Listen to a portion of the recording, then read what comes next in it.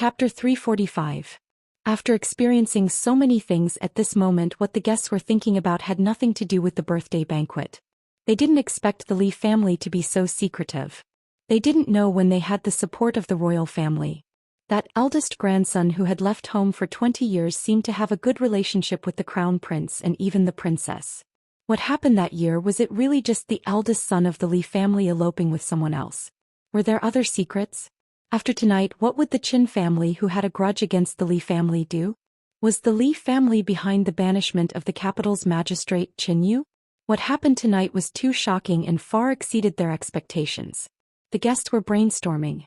The face of the master's wife, Madame Fong, had turned from gloomy to pale. Her nephew, who had no background, suddenly had the support of the crown prince and the princess. She had originally looked down on them, but now she had to look up to them. The psychological difference was so great that it was like falling from heaven to hell. Even if she had the support of her maiden family, she still felt a deep sense of helplessness. When Madame Fong was in a trance and sat on her seat with lifeless eyes, the guard of the princess's residence looked at Li Yi with a smile and asked, "The princess asked me to ask Li, is the gift from the princess's residence to Li's satisfaction?" Li Yi had to admit that although Li Xian and Mingzhu's actions would bring him some trouble, it was the most suitable method. Ever since he saw the Qin family's daughter that day, Li Yi knew that there was no turning back for the Qin family and the Li family. He could return to Qing'an Prefecture and the Li family's hands would not be able to reach there. However, the Li family in the capital would have to face the House of Duke's revenge. The difference in power between the two families was too great. The Li family would not be the last one to persevere. A crown prince and a princess should be enough to make the Qin family afraid. The bigger the family, the more scruples they had. They would not offend someone they could not afford to offend just for this matter. Now that his worries had been resolved, Li Yi looked at the man and asked, "What else did the princess say?" The man smiled and said, "The princess also said that it is impossible to fulfill all the rewards that Li wants, but a discount is still possible." "Discount?" Li Yi was puzzled. "What do you mean?" "This. Her Highness didn't say."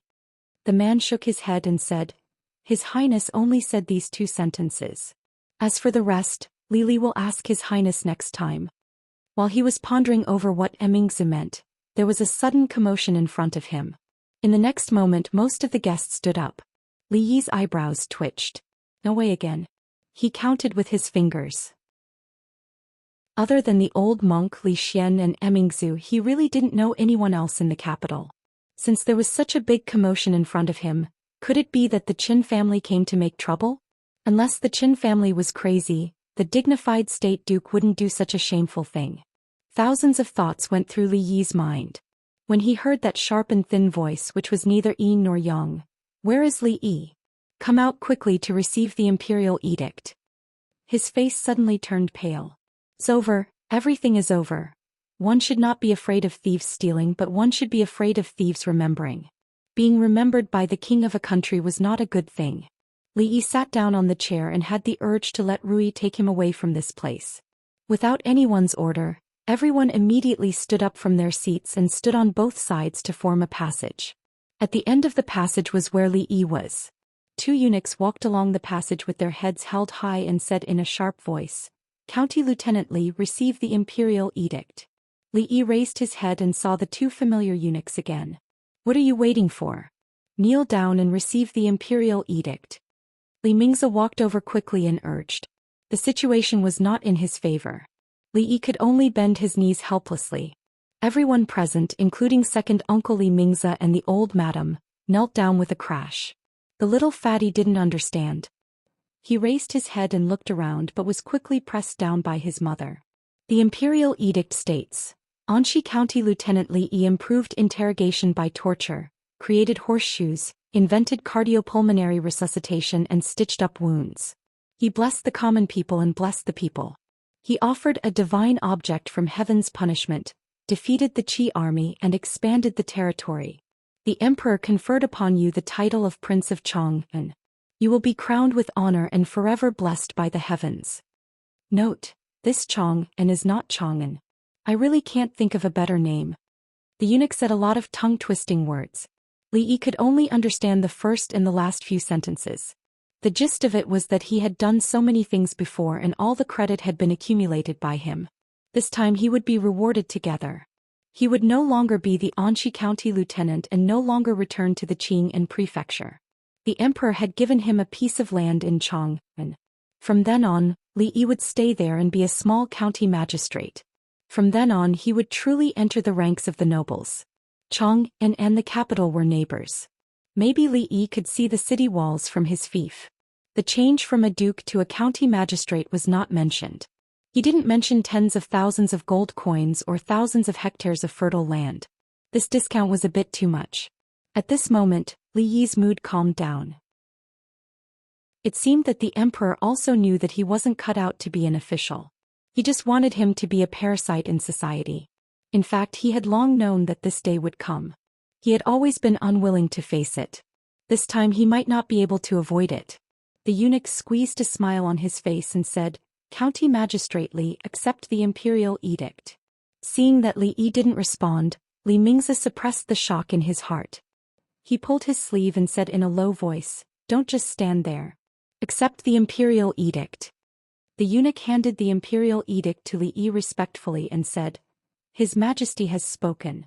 County Magistrate Li is summoned to the palace tomorrow. Tomorrow morning someone from the palace will be sent to pick you up." The eunuch came and went quickly.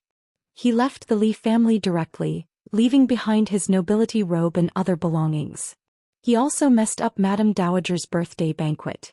Now no one cared about Madame Dowager's birthday. The eldest grandson of the Li family had been conferred nobility by His Majesty. He was the county magistrate of Chang'an. The head of the Li family, Li Mingzi, was also just a county magistrate. In the Jing kingdom, nobility could not be conferred without military merits. It was the first time that His Majesty had made an exception to confer nobility. What kind of luck did the Li family have? After so many years of decline, was it finally going to rise again? Everyone had heard the description in the imperial edict. They were very unfamiliar with the description. However, His Majesty was generous in praising Li Mingzi's contribution. Naturally, this matter couldn't be false. Congratulations, congratulations. One family with two nobles. Congratulations, Madame Dowager, congratulations, Assistant Minister Li. County Magistrate Li has been favored by His Majesty at such a young age. His future is limitless. When they calmed down, everyone came forward to congratulate them. Madame Dowager's smile was unprecedentedly bright. Although Li Mingzi was still shocked, he couldn't hide the smile on his face. County Magistrate Li of Chang'an, County Magistrate Li of Chang'an. Madame Fong, who was sitting in a seat behind everyone, murmured to herself with a pale face. Chapter 346. First, it was the highly respected Buddhist master. Then it was the crown prince of Ning with a powerful background. Next, it was the noble princess of a country. Finally, even the emperor's imperial edict arrived. The eldest grandson of the Li family, who had just been appointed as the county magistrate of Chang'an by the emperor, instantly became the center of attention. No one cared about the 60th birthday anymore. Li Yi felt guilty about this, but the old woman didn't care at all. In fact, she was even happier than before. It was as if this matter was more important than her 60th birthday. This was not surprising. After the founding of the country, although the country had been in turmoil for decades, it was generally stable. It was almost impossible to rely on military merits to earn a title of nobility. At most, they would be rewarded with land. The emperor had been on the throne for more than 10 years and had intentionally reduced the number of titles. There were very few people who were awarded titles. It was the first time in recent years that someone was awarded the title of Viscount in Jing County. The meaning behind this was self-evident. For the sake of the continuation of the Li family, the old woman couldn't give him more. She couldn't help but feel guilty. Looking at it now, how could what the Li family could give him compare to the emperor's favor? What could be better than receiving the emperor's favor? After making such a big scene at the old woman's birthday banquet, Li Yi was naturally drowned in all kinds of questions. Of course, this included what happened between him, the crown prince, and the princess. The imperial edict talked about all the contributions, and what exactly did they mean? Li Yi had only briefly explained how he had met the crown prince and the princess in Qing, in Fu, and the few things he had unintentionally done. He had not expected them to be so useful to the country. As for chatting with the emperor in the garden and pulling him back from the gates of hell for their sake, Li Yi did not mention a word about it. Li Mingze and the others only knew that Li Yi's position as county lieutenant was personally conferred by His Majesty, but they did not delve into it. The current His Majesty cherished talents, and because of one article, many poor students were granted special permission to enter officialdom. They only thought of this as one of the many. However, with the arrival of the imperial edict, everyone finally understood how much importance the emperor placed on him. He was only a 20-year-old viscount. No one knew how far he would go in the future. The Li family was still too small for him. Li Mingze thought for a moment and looked at Li Yi. I was hesitating before whether I should leave the position of master to you in the future. Now it seems that for the sake of the Li family, it is indeed the most suitable for you to be the master of the family. Madame Feng's expression changed when she heard this, but she only lowered her head and didn't speak. Things were different now. Even if her husband gave up the position of the Li family head to a county magistrate who was not even 20 years old, no one in the Li family would object. Old Madame's expression did not change. She looked at Li Yi as well, obviously supporting her son's decision. At the same table, the core figures of the Li family weren't surprised by the words of the master. If a family wanted to survive and maintain its prosperity, it needed the unremitting efforts of the master of each generation. Although Li Minghan was the eldest son, he wouldn't be a good master. It could be seen from the fact that he eloped with an ordinary girl without caring about the family. If it weren't for the painstaking efforts of the current master, the Li family would have declined a long time ago, far worse than it was now. The younger generation of the Li family, including the son of the master, didn't have any outstanding figures. They didn't have the ability to lead the Li family to glory again, and they didn't even have the ability to maintain the status quo. At this time, handing the future of the Li family to Li Yi, who was favored by the emperor and had a close relationship with the royal family, was obviously the best choice. Moreover, he was the eldest grandson of the Li family. Everything was justified. Neither outsiders nor members of the Li family had the right to criticize him. Lu Rui looked at the crowd and then at Li Yi. Seeing that the atmosphere was unusually quiet, he pulled back his chopsticks. Being stared at by everyone, Li Yi suddenly smiled and said, "Second uncle, I was born in Qing and Fu and grew up in Qing and Fu. Actually, before coming to the capital, I only wanted to wait for grandmother's birthday and then immediately return. I never thought about becoming the head of the Li family. If it weren't for the emperor's imperial edict, I would have left in 2 days at most." Madame Feng heard this and raised her head slightly. Disbelief flashed through her eyes. Li Mingze still wanted to say something, but Li Yi said again, "I am the same as my father. We are not suited to be the master. If the Li family falls into my hands, I'm afraid it will decline even faster. Second uncle is in the prime of his life. Under your management, the Li family will not decline. As for the future, that should be the matter of Yingjia and Yingkai." Li Yi wasn't being modest. He liked to live a simple life of daily necessities. With Rui and Xiaohuan, anywhere was home. He was confident that he could live such a life well. As for being the master of a large family, he had to rack his brains and sweat for the rise and fall of the family every day. He would probably die of old age in less than 2 years. What meaning was there in such a life? It was even scarier than the mutual deception in the officialdom. To be able to manage the Li family to this extent under the pressure of Duke Chen's Fu, this second uncle of his was the most suitable person to do this. For the sake of the Li family and for his own sake, Li Yi felt that he needed to say these words first. Madame Feng raised her head and stared dazedly at Li Yi. The shock in her eyes deepened. He had never thought about being the master of the Li family. He had never thought about taking away everything that should have belonged to him from them. If that was the case, then all the things she had done in his eyes were actually many jokes. The title of nobility, the emperor's favor, the friendship with the heir, the princess, and even great master Tan Yin. These things were far more important than the Li family. He could easily obtain them. It was a pity that she still deeply thought that he had designs on the Li family. After completely letting out a sigh of relief in her heart, Madame Feng lowered her head again. Her face was completely red. She wished that there was a hole in the ground to crawl into. Li Mingze frowned slightly. Li Yi's words were very firm. Not only would he not be the master now, he would not be in the future. Heroes and talents were all mediocre. After his 100 years, the Li family's decline was already inevitable. Unless, in his lifetime, he could bring the Li family to another level. However, this matter was almost impossible in his hands. A viscount in name was far inferior to the county of Xi that the emperor had personally conferred. If his title of nobility could be raised again, the status of the Li family would also rise. However, the premise of all this was that he was willing to become the master of the Li family. Looking at Li Yi's smiling face and his unusually firm attitude, Li Mingzi didn't say anything more. This matter needed to be considered at length. Chapter 347.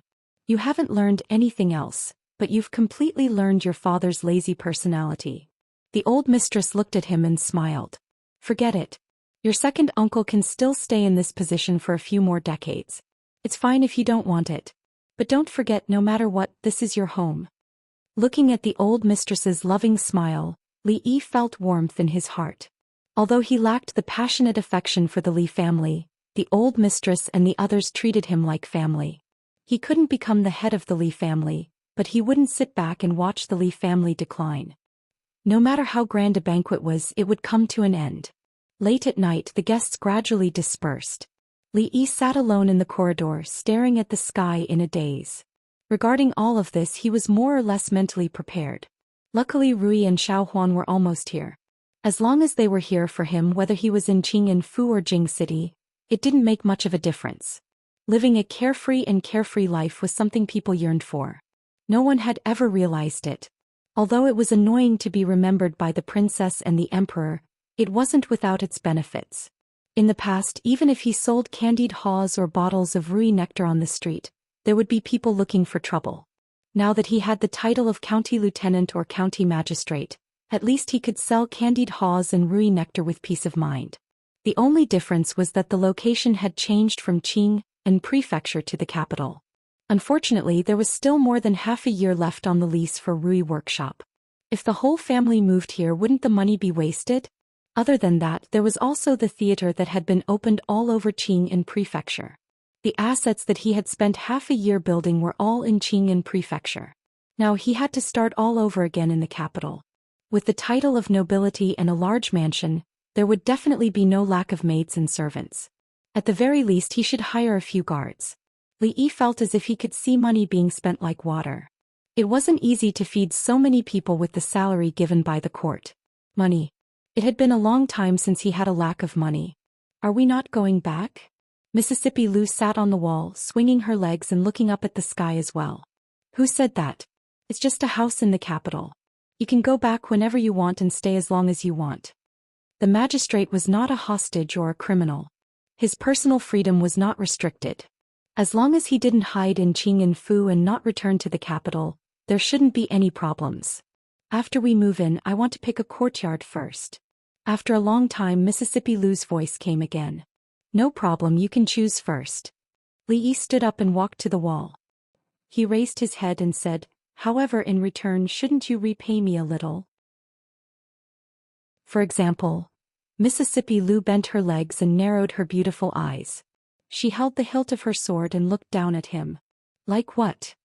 For example, I don't have to pay you back the 50 taels of silver I owe you. Li Yi looked at her and said. It's 100 taels, Mississippi Lu reminded. You agree. I disagree. Then there's nothing to talk about. As usual. Mississippi Lu jumped down from the wall and threw the sword in her hand to him. Make your move. Mississippi Lu was a very principled person. As long as Li Yi could defeat her, she would never say no to Li Yi's decision. Unfortunately, they had used this method many times and Li Yi had never won even once. The next morning, a servant from the Li family came to inform him that someone from the palace had arrived. Yesterday, the eunuch who delivered the imperial edict said that he had to enter the palace this morning, but he didn't expect it to be this early. Li Yi put on the nobility robe with sleepy eyes. It fit him perfectly and looked better than the county officer's robe. The material seemed to be more exquisite as well. He left the Li family surrounded by the old mistress and the others. Until now, Li Yi knew nothing other than that he had been given the title of a county officer and that his fief was not far from the capital in Chang'an district. He had slept late last night after fighting with Mississippi Lu, so he was woken up early in the morning. He sat in the palanquin drowsily. The old emperor was quite considerate and had laid out a comfortable bed in the palanquin.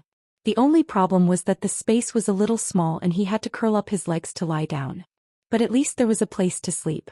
Not long after, Li Yi went back to sleep. The palanquin rocked rhythmically and comfortably. The swaying of the sedan chair was rhythmic and comfortable. In a daze, Li Yi only remembered that after he entered the palace, the old emperor had entrusted him with an important task and rewarded him with a lot of things. The silver was piled up like a mountain, and he was rewarded with 10 beautiful maids. In his excitement, Li Yi did his best to assist the emperor in governing the Jing kingdom, eliminating internal and external troubles and quelling rebellions. He single-handedly facilitated the Jing kingdom to go through 2 industrial revolutions. The strength of the country was unprecedentedly strong, and its prestige subdued the 4 barbarians, allowing the Jing kingdom to complete an unprecedented unification. Later, before Emperor Jing died, he was conferred the title of prince with a different surname. There seemed to be something wrong. He was second only to the emperor and above tens of thousands of people, and then he woke up. He impatiently slapped away the eunuch's hand that was shaking his shoulder, wiped off his saliva and walked out of the palanquin. He immediately felt refreshed and had a good sleep. County Magistrate Li were here. The eunuch's smile was very kind. Li Yi looked around and found that he was in a rather spacious courtyard. There was a row of rooms opposite him and people were coming in and out frequently. No matter how he looked at it, it didn't look like the place where the emperor lived. Where is this? Li Yi looked back at the eunuch and asked. Did he come to the wrong place? Food Distribution Bureau, the eunuch replied. Food Distribution Bureau? Li Yi looked at the clothes of the people coming in and out and immediately understood that this should be a place similar to the imperial kitchen. The smell coming out of the room was quite fragrant. Not bad, the old emperor actually knew how to be humane. He knew that Li Yi hadn't had breakfast and specially asked someone to bring him to the imperial kitchen to fill his stomach. In an instant, the emperor's good impression in Li Yi's heart went up a level. Well, what kind of breakfast do you provide here? Li Yi asked a random servant. It was not easy to come to the imperial palace. The imperial chefs in the imperial palace should be almost the world's top chefs. The food they made would definitely taste good. He wanted to take this opportunity to have a good look.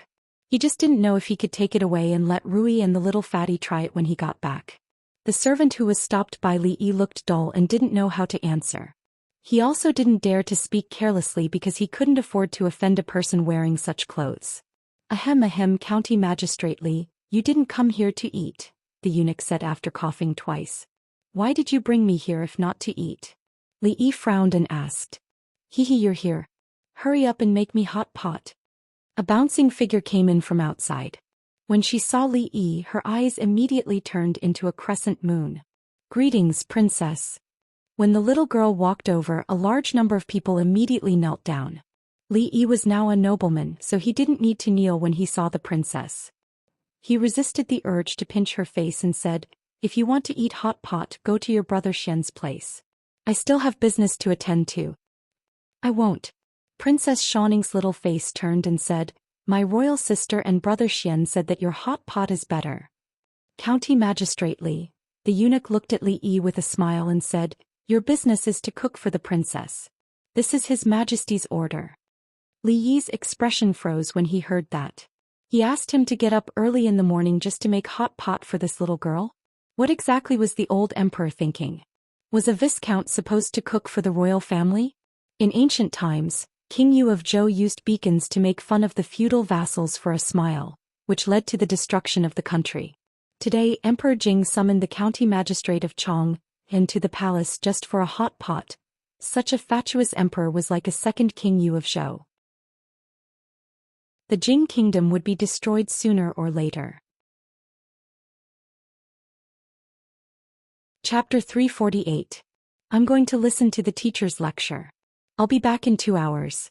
Don't be lazy. I want the hot pot to be ready when I come back. After Princess Xianxing finished speaking, she ran out in a hurry. Several eunuchs and palace maids chased after her with pale faces. Li Yi sat on a stone bench in the courtyard with a gloomy expression on his face. Anyone who was disturbed from a good dream would not be in a good mood to come here early in the morning just to cook. The eunuch reminded him, County Magistrate Li, this is the order of His Majesty. You can't neglect the princess. All right. I got it. You can go and do your own things. Li Yi waved his hand impatiently and said. It was still early. He had 2 hours to find a place to catch up on sleep. As for cooking, he could do it in an hour. It's my duty to follow County Magistrate Li, the eunuch said with a smile. The eunuch's voice was sharp and thin. It was neither a man nor a woman. It was quite uncomfortable to listen to it. His smile was gloomy. No wonder most of the eunuchs in literary works were not good people. With such good qualities, it would be a pity if he did not become a bad person. Then take me out for a walk. Li Yi did not plan to catch up on sleep. He had fallen asleep in the sedan and did not have the chance to see what the palace looked like. If he did not take a day trip to the palace, he would feel sorry for waking up so early. The eunuch said with a fake smile, I'm sorry, County Magistrate Li. You can't go anywhere except here. The palace was not a vegetable market where anyone could stroll around. Without an identity card, he would be caught by the guards within 2 steps. While he was disturbed from a good dream. Now he had no freedom and his stomach was empty. Perhaps the old emperor did not think of feeding him. His impression in Li Yi's heart suddenly became negative. He got up from the stone bench and strode into a room with a fragrant smell. The eunuch did not follow him in. He knew that the county magistrate was already very dissatisfied with him. He did not dare to get into trouble again. He had been in the palace for more than a decade, but this was the first time he had seen His Majesty order a viscount around as a cook. Thunder, rain, and dew were all grace from the heavens. Why didn't His Majesty find someone else, but chose this newly appointed county magistrate? This wasn't a punishment but a grace. Li Yi didn't think that being a cook for others was a grace. He was willing to cook for his own family. If being forced to cook was considered a grace, then who would want such a lousy grace? Finding something to fill his stomach was what he should be doing right now. On the table in the middle of the room, there were many bowls and plates, and the rich aroma was coming from there. Sir, you can't touch the things here. You can't touch them. Just as Li Yi was about to open one to take a look, a chubby man ran over and said while huffing and puffing, Who are you? Li Yi glanced at him and asked. Lord Zhu, this lowly official is still in charge of the food bureau. The man smiled apologetically. The head chef of the food bureau was also the head chef of the royal restaurant. No wonder he was so fat. It seemed that he had made a lot of money over the years. Lord Zhu, you can't touch this. This is the osmanthus cake that Consort Yen wants. Speaking of osmanthus cake, Li Yi felt his mouth salivate. It had been a long time since he had eaten the osmanthus cake that Ruoqing made. He missed it very much. Seeing this, Lord Zhu's hand reach down, the head chef's heart couldn't help but jump. He said, Lord Zhu, you can't touch it. You can't touch this either. This is for Consort Yen and will be sent over immediately. The head chef's face was covered in a cold sweat. If he delayed Consort Yan's time, he wouldn't be able to withstand being chopped off even if he had 10 heads. Consort Yen couldn't be offended and neither could Consort Yen. Li Yi was annoyed. He looked at the head chef and asked, What do you have here that Consort Yen doesn't want? Quickly bring it over for me. The head chef smiled bitterly and said, No. The food bureau was in charge of the meals in the palace. Only those consorts, princesses and princes could enjoy this privilege. He was only a head chef. Without His Majesty's edict, how could he dare to let people eat here? The higher-ups only said that Princess Xianxia's meals were taken over by someone else. They were allowed to do as they pleased here, but no one told them how. He was only a small head chef. He couldn't afford to offend either side. How could he live like this? Seeing that this Lord Zhu was reaching for the next one, the head chef hurriedly said, This is Princess Yongla's soup. Lord Zhu, you mustn't. Princess Yongla's? Li Yi was startled. He finally met someone he could afford to offend. He straightforwardly opened the lid and used a spoon to taste it. He nodded in satisfaction and said, The taste isn't bad. I'll take this. You can make another portion for the princess. Plop.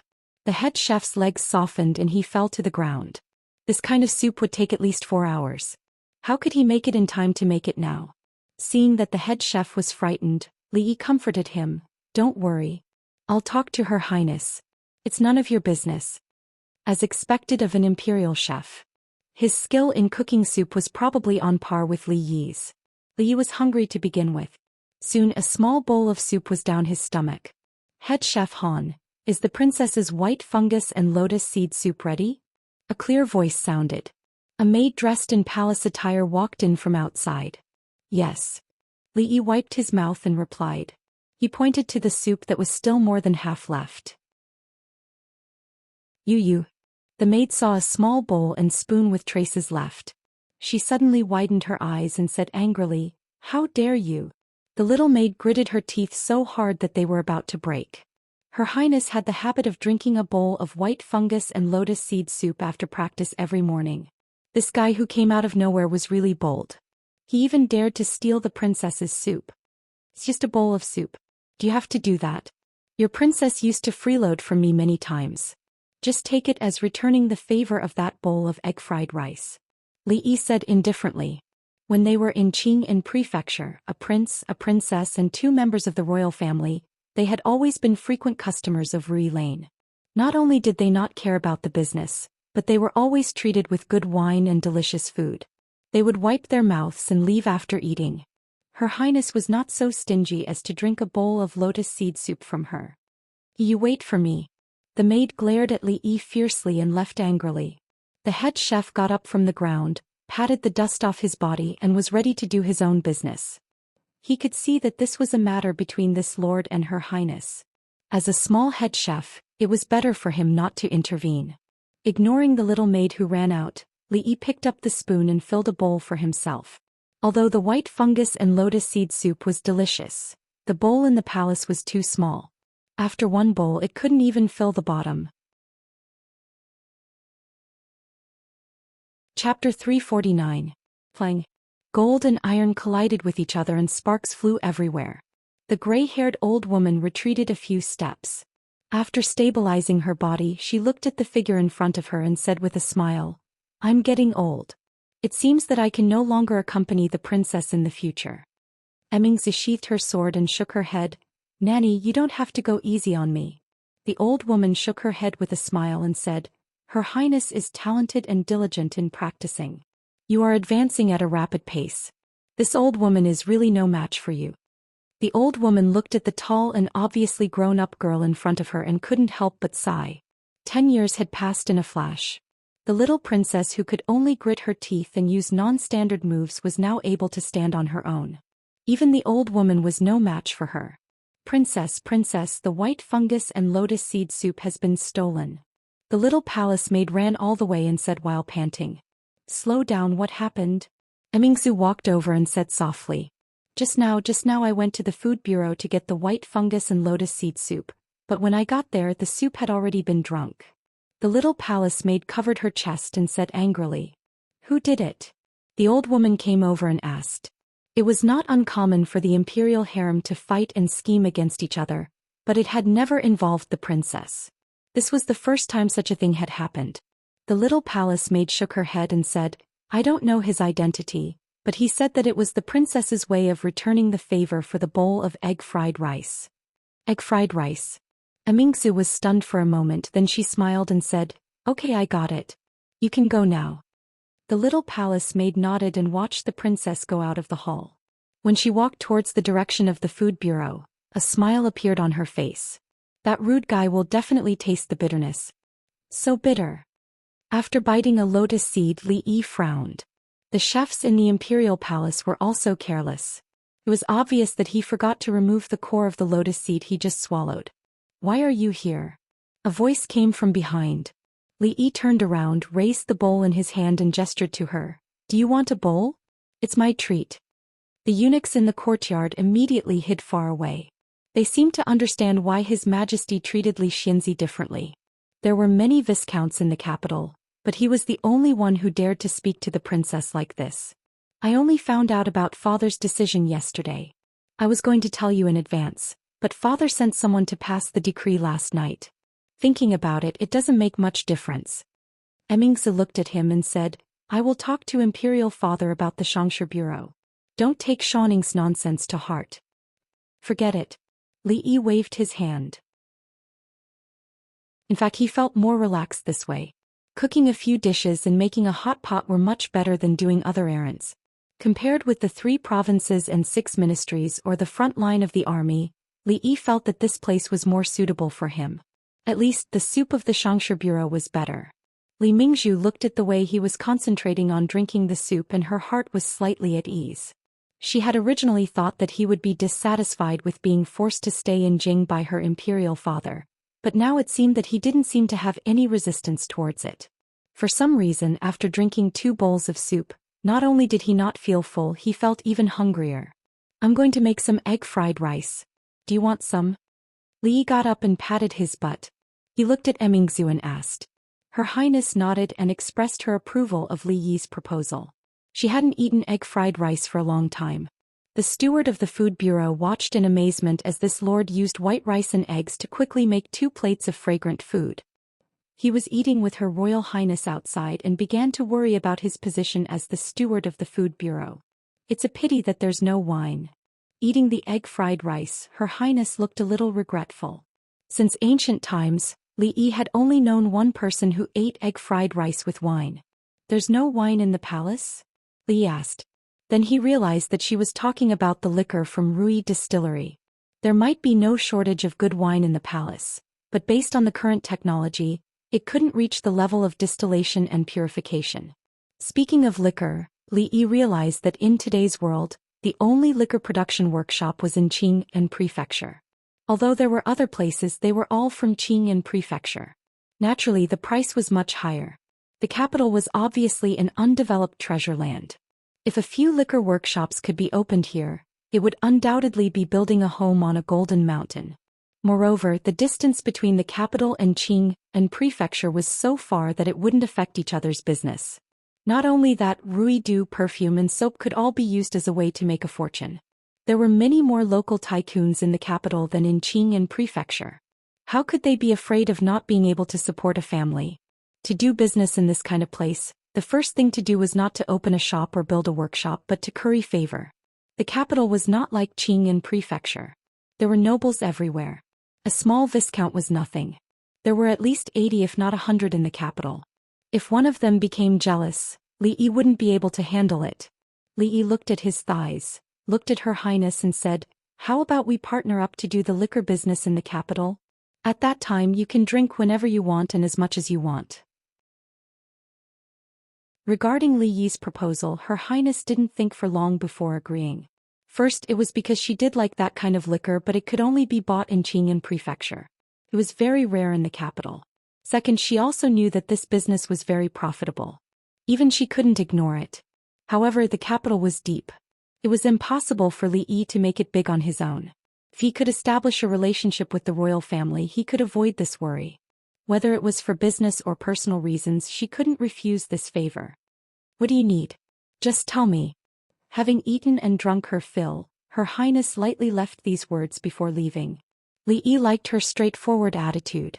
She didn't say anything unnecessary. She didn't even talk about the distribution of profits. She was definitely someone he could trust in for a long-term partnership.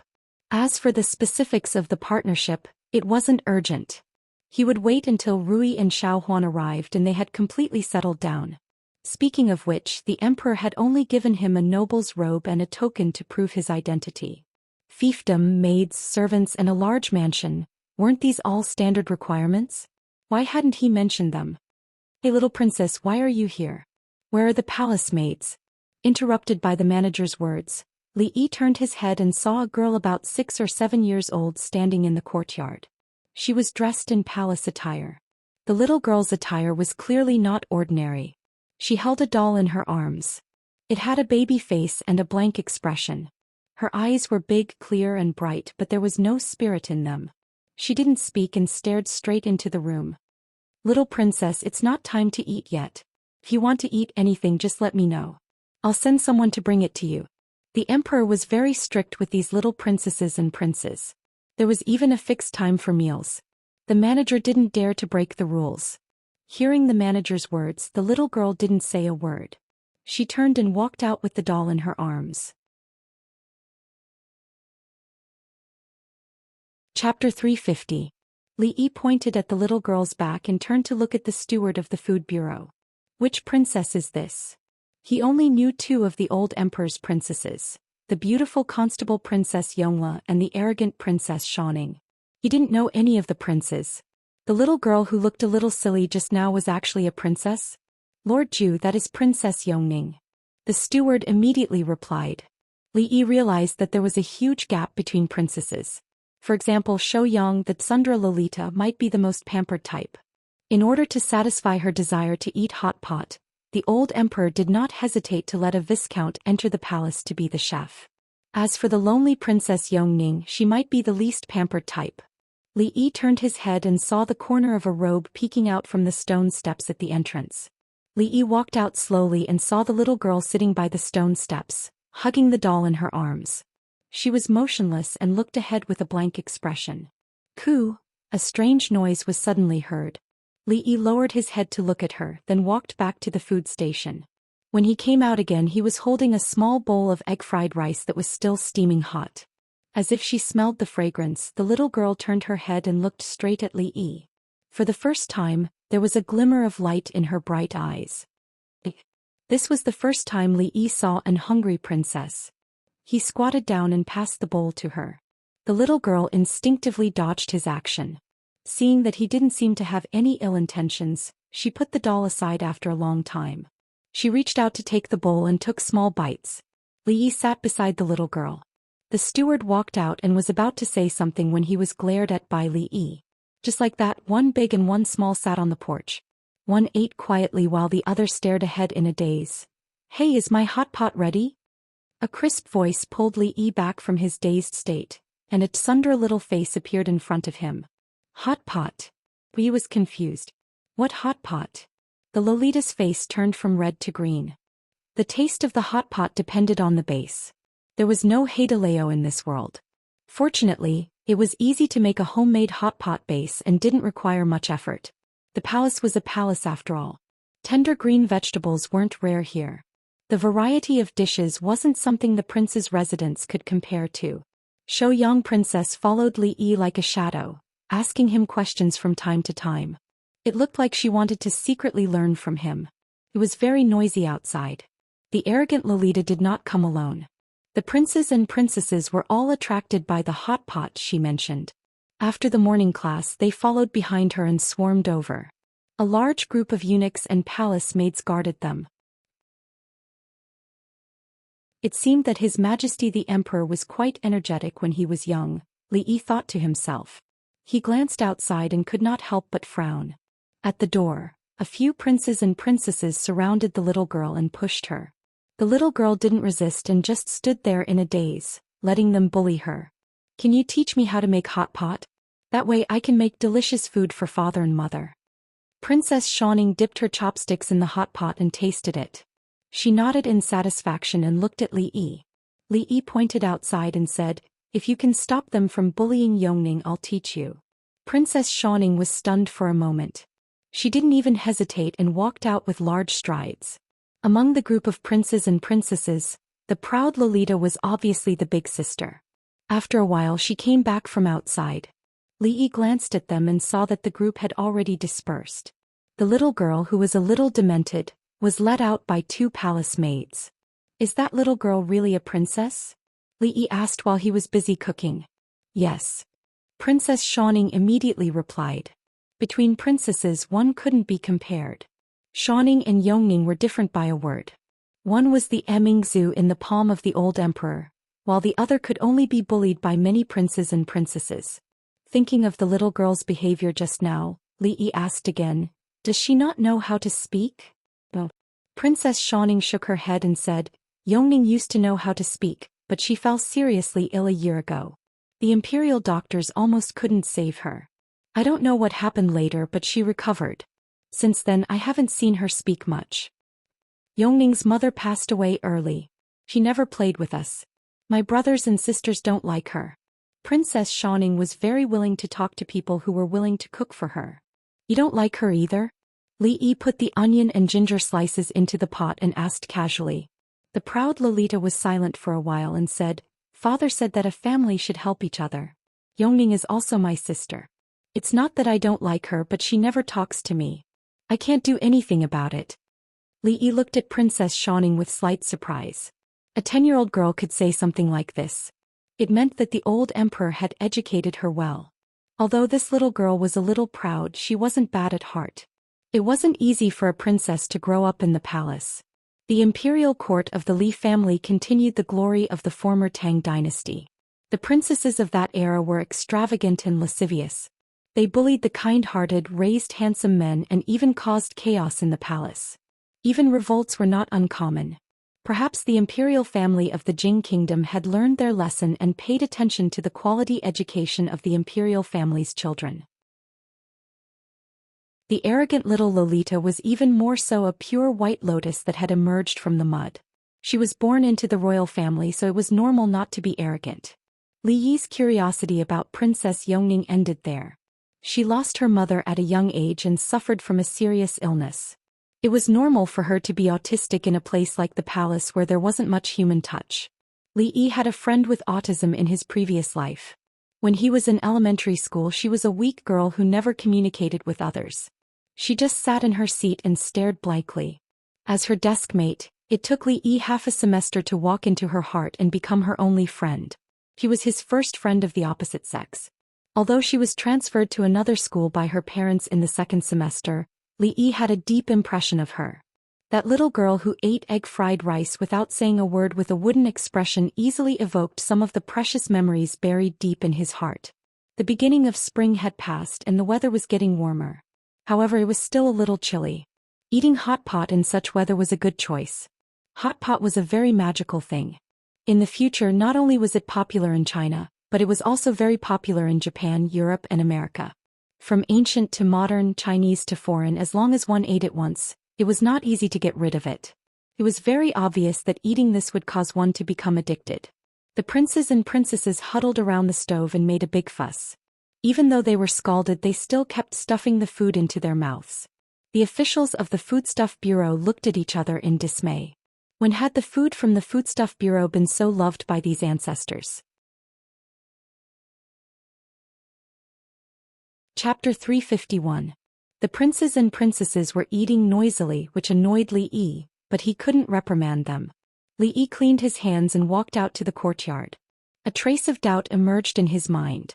Did the old emperor really ask him to come to the palace just to make him cook? At this moment, the eunuch stepped forward and said with a smile, "Count Li, the morning court has ended.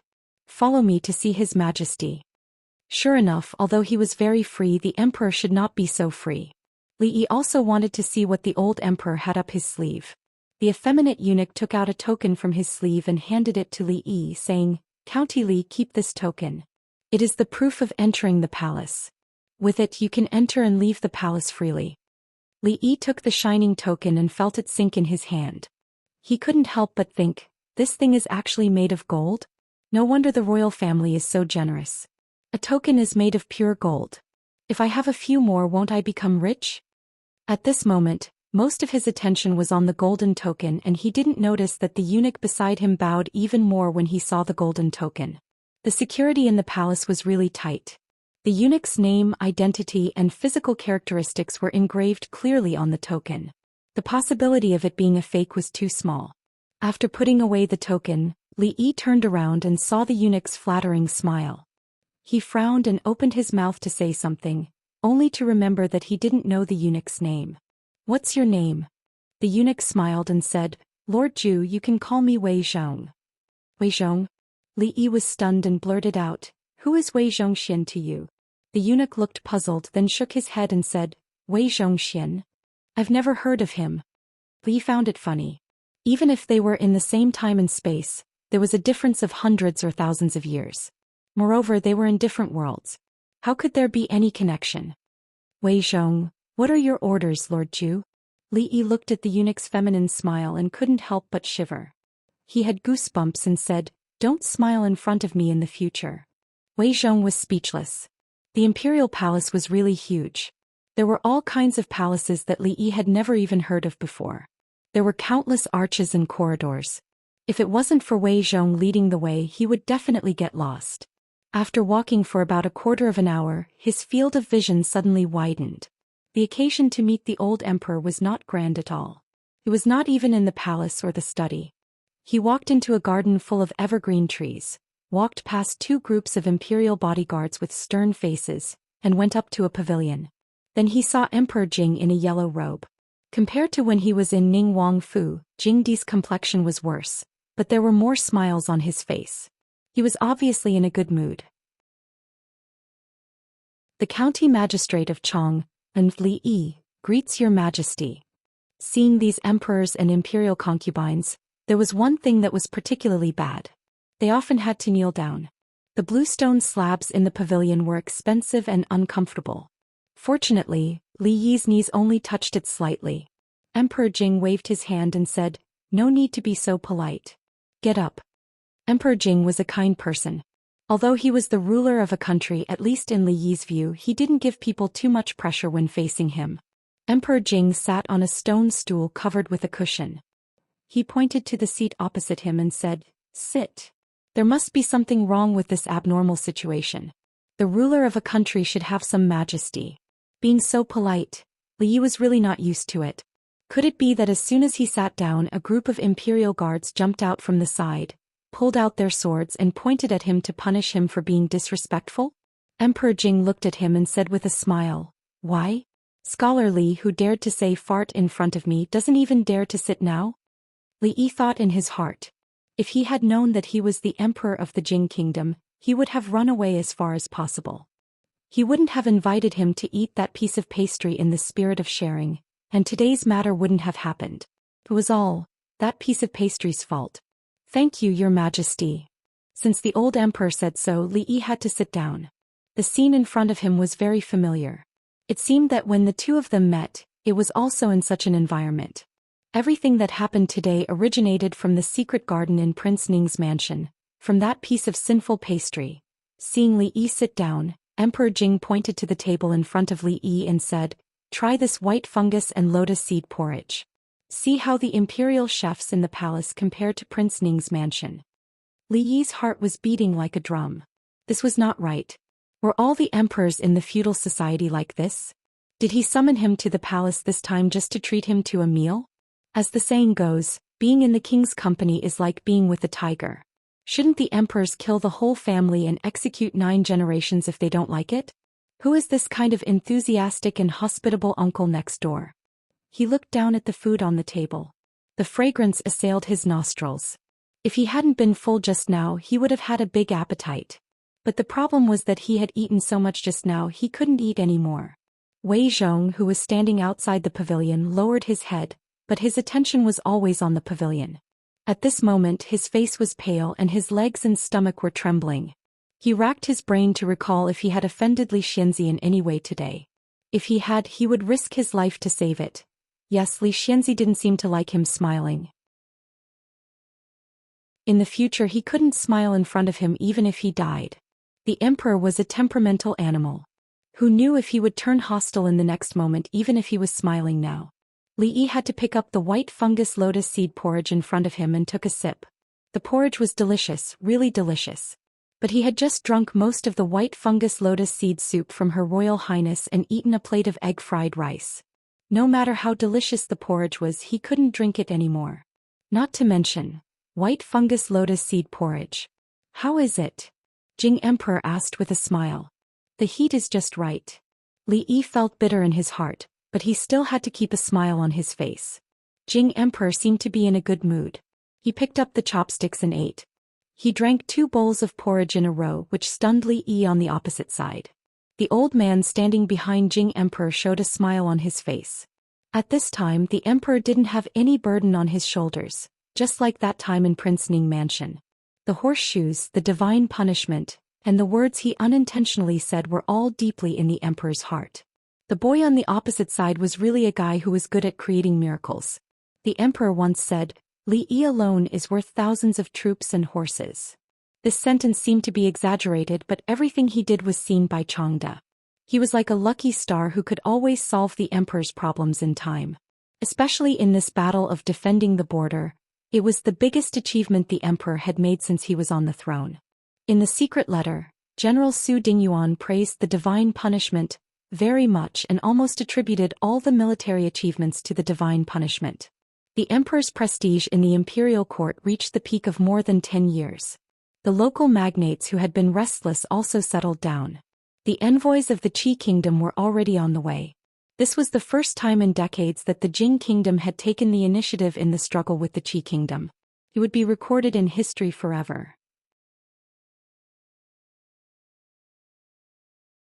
Chapter 352.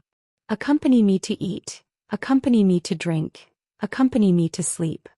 Of the three companions, Li Yi was only the first.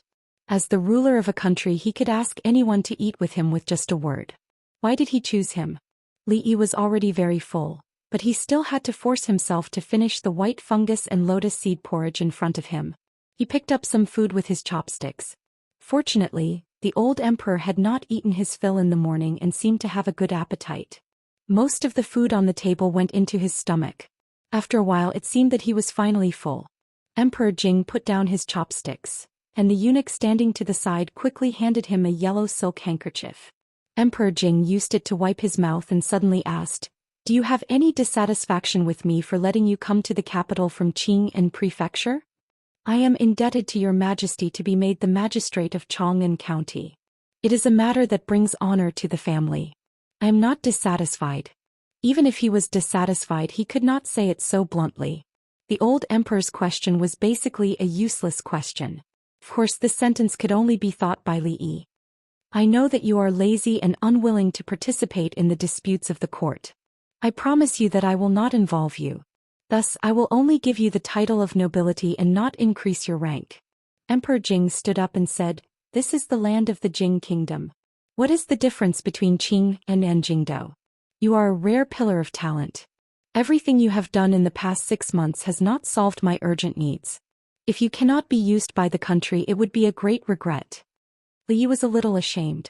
Compared to others, he lacked national pride and national honor. But this could not be blamed on him. His soul came from another world. He was not a citizen of the Jing kingdom. Even though he had integrated into the current society and accepted it, the deep-rooted things in his bones could not be easily changed. Moreover, the difference between a person's strength and the resistance he might face was too great. There is no suitable position for you in the imperial court, but if you are left idle at home, it will be a waste of talent. I believe that you do not want to be idle. When Emperor Jing walked out of the pavilion, Li Yi could only follow. After a pause he said, "The Directorate of Imperial Academy has a high opinion of the new algorithm. Since you are quite accomplished in mathematics, why don't you go to the palace and teach the princesses and princes about mathematics?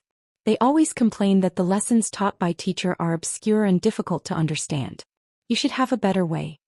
Li Yi really wanted to say that he was very willing to do nothing. He could just be a parasite in the country. What was the point of teaching mathematics? His students were either princesses or princes. It would definitely not be easy to discipline them. Why did he have to make things difficult for himself? However, the old emperor was obviously announcing the truth and not asking for his opinion. No matter how unwilling he was, he could only keep his opinion to himself. The princess and the princes are still young and they are stubborn and mischievous. It's not easy to discipline them. Just treat them as students, and when the time comes, do as you please. Do as I please. These words could be interpreted in any way. Coming from the mouth of the emperor, it meant that Li Yi as a mathematics teacher had a lot of authority.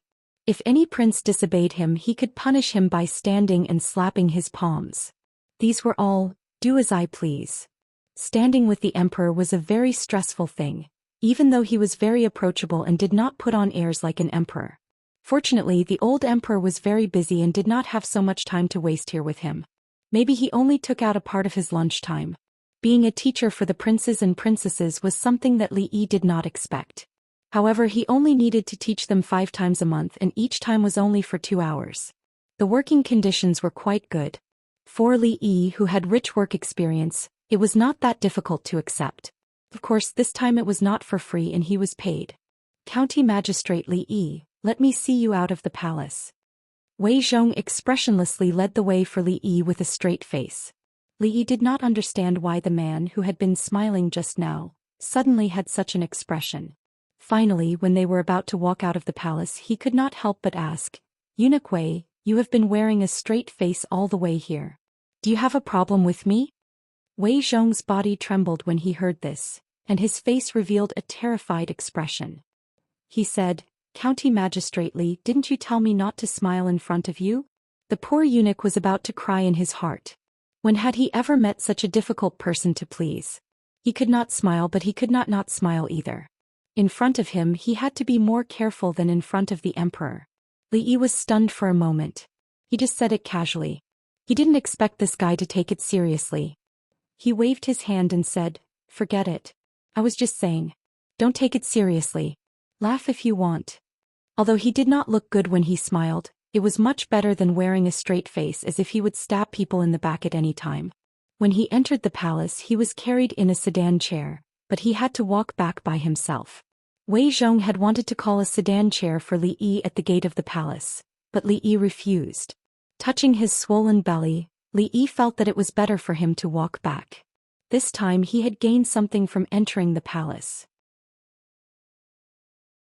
He was suddenly conferred a title of nobility and granted land without saying anything else. He had always felt a little uneasy in his heart. Now the worries in his heart were gone. He just had to go to the palace every few days and resume his old business. At the same time he could catch up with Her Highness, talk about business cooperation and freeload on the food in the palace. His life was quite happy. And when he walked into the gate of the Li family to digest the food, and bumped into a man who was coming toward him, his life reached the peak of happiness. An extremely surprised expression appeared on Li Yi's face. He asked, Fang, why are you here? Have Rui and Xiaohuan arrived? Fang was also surprised. The next moment he gave Li Yi a big bear hug and patted him hard on the shoulder. When Li Yi was almost out of breath he let go of him and said with a grin, Yes, we just arrived in the capital. If it hadn't been for the rain we would have arrived a few days ago. By the way, why are you here? Where are Rui and Xiaohuan now? It's such a long way. I was worried about Miss and Xiaohuan coming to the capital, so I followed them. If something really happened it would be more convenient for a man to help. Fang said with a silly smile, We just arrived not long ago. Madam is talking to Miss. If little aunt hadn't told him yesterday, Li Yi still wouldn't have known that the old madam had also brought them here. At this moment he couldn't hide the excitement in his heart. Led by a servant of the Li family, he quickly walked towards the old madam's residence. Son-in-law. Just after passing through a moon door, a thin figure trotted over from the front. Li Yi reached out and caught the little servant girl who rushed over. Inside the room a familiar figure came out.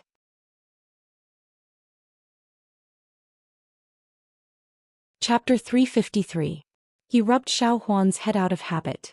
It had only been half a month, but the familiar action felt a little rusty. The most caring person was his maid. Just looking at her made him feel happy. Li Yi carried her up and spun her around.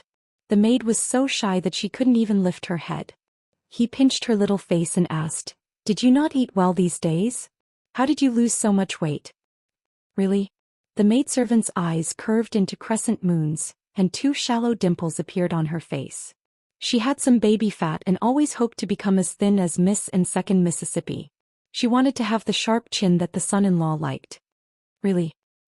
He stretched out his finger and tapped on her forehead. He looked up at the woman who was walking towards them. The two looked at each other and smiled. There were thousands of words that they wanted to say. Is back. The old mistress walked out with a smile and said, Why are you standing outside? Come in quickly. As she spoke her eyes did not move away from Rui. Obviously the old mistress was very satisfied with this granddaughter-in-law. Li Yi saw a hairpin that he had never seen before on Rui's head. It was not new either. It was very likely that it was a gift from the old mistress. It was the old mistress's habit to give gifts whenever there was a disagreement. Anything valuable would be given. This was the old mistress's way of expressing her love. Son-in-law, did you really become a viscount? As the old mistress held Rui's hand and spoke, Fang sat next to Li Yi and asked mysteriously. Li Yi casually threw the waist token to him. Fang looked at it again and again but could not figure out anything. Although he was illiterate he believed what the son-in-law said. Life was really unpredictable. Half a year ago he was a poor scholar that he personally kidnapped up the mountain. In a blink of an eye he had become a noble in the capital. When he thought back he felt a little sad. Don't go back to the capital this time. has been conferred a noble title by His Majesty and will soon settle down here. The two of you should think about having children. The old mistress brought up the past again. She couldn't wait to have a great-grandson the next day. Rui blushed. After Madame Dowager finished speaking, she ordered a maid to open a small box on the table. She took out all the bracelets and hairpins and tried them one by one. In the courtyard, a few maids gathered together and whispered to each other. From time to time they would poke their heads out to look inside. I heard that young master's wife is here. What do you mean by heard? He's talking to the old madam inside right now. Young master is a man of striking appearance. I wonder what young master's wife looks like? That goes without saying. Just look at the second Mississippi. How bad can the two sisters be? I saw it just now. Young master's wife and young master are a good match. Unfortunately, we won't have the chance. Since Madame Dowager's birthday banquet last night, young master, who had just returned to the Li family, became an influential figure in the Li family again. It was said that because of young master, Prince Ning's son and Princess Yongla both sent people to congratulate Madame Dowager. Master Sandalwood from the Cold Mountain Temple even came in person and presented gifts. Many people said that young master's handwriting was better than Zhao Chun's. They didn't know who Zhao Chun was, but they knew that young master was much better than they thought. Of course, the most shocking thing was that His Majesty conferred a viscount title on young master, which was the same as the old master. However, young master was still so young, Li Yi couldn't live in his viscount mansion today. Although he wanted to, according to the rules, he had to wait until someone from the palace came to inform him. In the afternoon he brought Rui to meet his grandma's family. They didn't know that he had become a viscount yet. After living in the capital for decades, he suddenly had to leave. Of course, he couldn't say that he didn't feel sad. The old man didn't seem to care whether he left or not. He just held Rui's hands tightly, choking with sobs and unable to say a word. Lies couldn't be kept for long. Every time he avoided a certain question, the old man seemed to realize something. He became silent more and more often. At night they returned to the Li family. The four of them stayed in the small yard, which finally looked like a home again. The little maid obviously had a lot to say. After she opened her mouth, she didn't stop talking. Most of the things that happened in Qing Prefecture in the half a month after Li Yi left.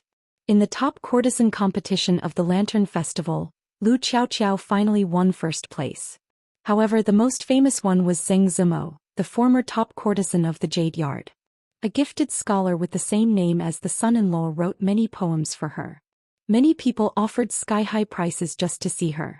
However, she had already redeemed herself and disappeared in Qing Prefecture.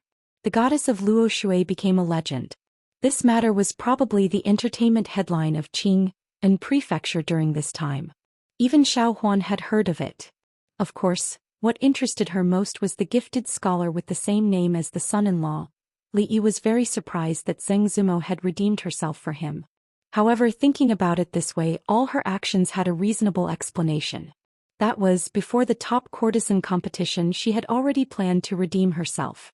She didn't want to increase her fame at all because the price of redeeming herself would be higher. Li Yi was a little embarrassed. He had good intentions, but he almost ruined her big event. Li Yi felt that she must have scolded him a lot behind his back. However, she had actually left Qing Prefecture. The chance of seeing her again in the future was very slim. Thinking of this, an inexplicable sense of loss appeared in Li Yi's heart. The young servant girl continued, "Also, that old storyteller gave a lot of money to our family. Old Sun's dream of opening theaters all over the world had progressed to an unknown stage. Before he left, he had told him not to be too eager to expand. Steady progress was the best way. In the future, it wouldn't be convenient for him to write scripts. On a whim, he wanted to develop a similar entertainment industry in this world. However, this plan had been disrupted by this trip to the capital. He would leave all of this to old Sunday. The old man was in good spirits. Looked like he could still struggle for many years. As for what would develop in the end, he would have to wait and see. The business of Qing Prefecture had to be managed by someone he could trust. If the business in the capital started, no matter if it was the partnership with Ning Wangfu with Rui Nectar hard liquor or the brothel, they would all seem less important. It would be better to invest them all in other areas. Perhaps he would have to personally go back once for this matter. Most of the things that Xiao Huan said were actually related to him. As for the change of prefect in Qing and prefecture and the issuance of some new government decrees, these things didn't seem so important. There was one thing that was very important. Last time he had been delayed because he had rushed to the capital. This time no reason could be an obstacle. The journey was tiring for the young servant girl. As Xiao Huan spoke, she leaned on his arm and fell asleep. Li Yi carefully lifted her up and placed her on the bed in the room. He covered her with the blanket and closed the door to leave. He was prepared to complete the unfinished big event in his life. When he walked into the courtyard, he happened to see Rui being pulled back into her room by Mississippi Lu. She said that the sisters hadn't seen each other for half a month and had a lot to talk about. It was normal for sisters to have deep feelings. Li Yi gritted his teeth and glared fiercely at the courtyard next door. He made up his mind. The money he owed to Mississippi Lu, he wouldn't return it even if he was beaten to death.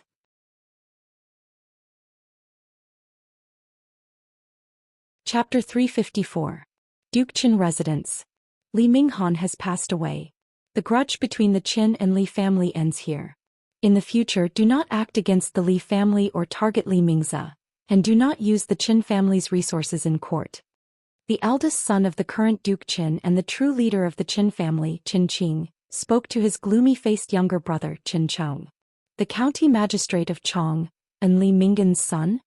Hearing the news, Qin Chong's gloomy face was still filled with disbelief. Then a trace of anger appeared. It's just a county magistrate. Why should our Qin family be afraid of him? If only things were so simple, Qin Qing said gravely. But this is the first instance of His Majesty conferring a noble title in recent years, leaping from a commoner to a noble in the capital. I heard that on the day of the Li family's matriarch's birthday banquet, Prince Ning and Princess Yongla both sent congratulatory gifts. Do you really think that there is no connection between these matters? The Qin family's decades of glory had relied on the emperor's grace. In reality, whether it was the marquis or the dukes, which noble family in the capital was not like this? Whether it was glory or poverty, it all depended on the decision of the imperial family. For the Qin family, a county magistrate or even a marquis was nothing, but they could not ignore the thoughts of the emperor. A county magistrate conferred a title was not just a small viscount. For His Majesty to ignore the objections of the court officials, how important must he be in His Majesty's heart? It was not worth the emperor's displeasure for a little personal grudge. I understand.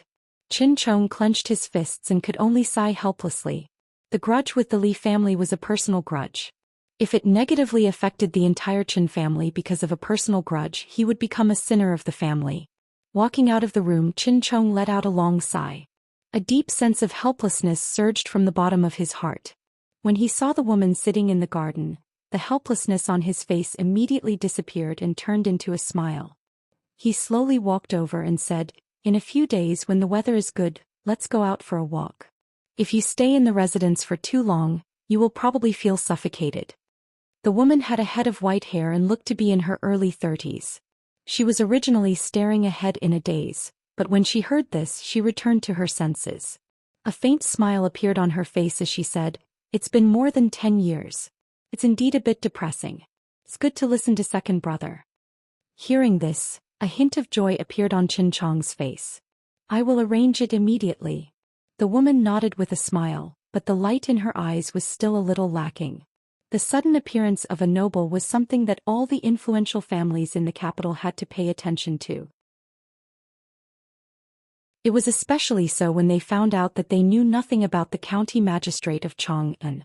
It was as if he had appeared out of thin air and suddenly gained the favor of the emperor. Everyone was shocked and surprised. The officials in the court were naturally opposed to this. Almost all the nobles in the capital had obtained their titles during the founding of the country. From then on, it was harder than ascending to the heavens to be conferred a title. Many old officials had worked hard their whole lives and still could not obtain such a special honor. Prestige was only for one generation and could not be passed on to the children and grandchildren. How could a young man with no contributions be conferred a title? The emperor's action would chill the hearts of many officials in the court. However, everyone's opposition was suppressed by the emperor. A few of the big shots in the court also chose to remain silent. Even the censors did not submit a memorial, which made everyone feel that something was wrong. The emperor would not confer a title for no reason. The only possibility was that the county magistrate of Chong and had made enough contributions to be conferred a title. At such a young age he had accomplished something that many old officials could not do in their entire lives.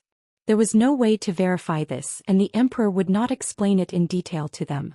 It seemed that they could not get any useful information from the county magistrate of Chong'an. This was because the county magistrate was not like the other nobles. After being conferred a title, he did not invite other nobles, nor did he hold any banquets. He was so low-key that it made people's hair stand on end. The only thing they knew was that he was the eldest grandson of the Li family and the family of Assistant Minister Li of the Ministry of Personnel. That was all. Li Xianxia, who was in the eye of the storm, had no time to care about this. He had just moved into his new home today. The county magistrate's mansion was actually not far from the capital city. Although one could not see the city wall from the doorstep, it could be considered as within the second ring road of the capital city. According to the eunuch who led the way, the mansion had just been built by the emperor's order by the Ministry of Works. Could not be more new. The conferment of a title was not just a title. The viscount's mansion, fief, tenants, maids, servants, and even guards were all included in the conferment package. Not long after they left the capital city, they entered the territory of Chong'an County. After walking along the official road for less than an hour, a magnificent mansion could be seen from afar. A group of maids and servants stood in 2 rows. When the crowd approached, they immediately bowed and said respectfully, "Welcome back, sir." Xiao Huan was startled. She grabbed Li Yi's sleeve and looked at these people curiously. Even when Li Yi was the county magistrate, she had never seen such a grand scene. Fang stood there in a daze and looked at the scene in front of him with envy. Hordes of maids, beautiful wives and concubines, and a large mansion. Wasn't this the life he dreamed of? The little girl Duanwu also held her mother's hand tightly and looked at the gate of the Viscount's mansion with timid eyes. This was the place where they would live in the future. They would no longer have to squeeze on a small bed with their grandmother and mother. Would she have a room of her own? The woman named He Xiu, whose hand was held by the little girl, also had a look of realization on her face. A few days ago they were bullied on the street. The whole family was squeezed into a small room. In the blink of an eye, they lived in a big mansion with maids and servants. All of this made her feel like she was in a dream. Beside her, a man in his 40s was rubbing his hands nervously, but his face was full of excitement. There were no houses within 500 feet of the Viscount's mansion. However, there were people looking around carefully from a distance. They had long heard that the manor had welcomed a new owner, who was a Viscount personally conferred by His Majesty. All the villagers craned their necks to see what the Viscount looked like. "Let's go in first." Li Yi waved his hand and led the way into the new house. The servants also swarmed in and stood neatly in the yard. Looking at the group of servants standing respectfully in the yard, Li Yi was still a little unaccustomed to it. From now on, everything, including their life and death, was in his hands. It turned out that this was the life of a noble. No wonder so many people wanted to be conferred the title of king or minister. The word power could indeed bring people different experiences.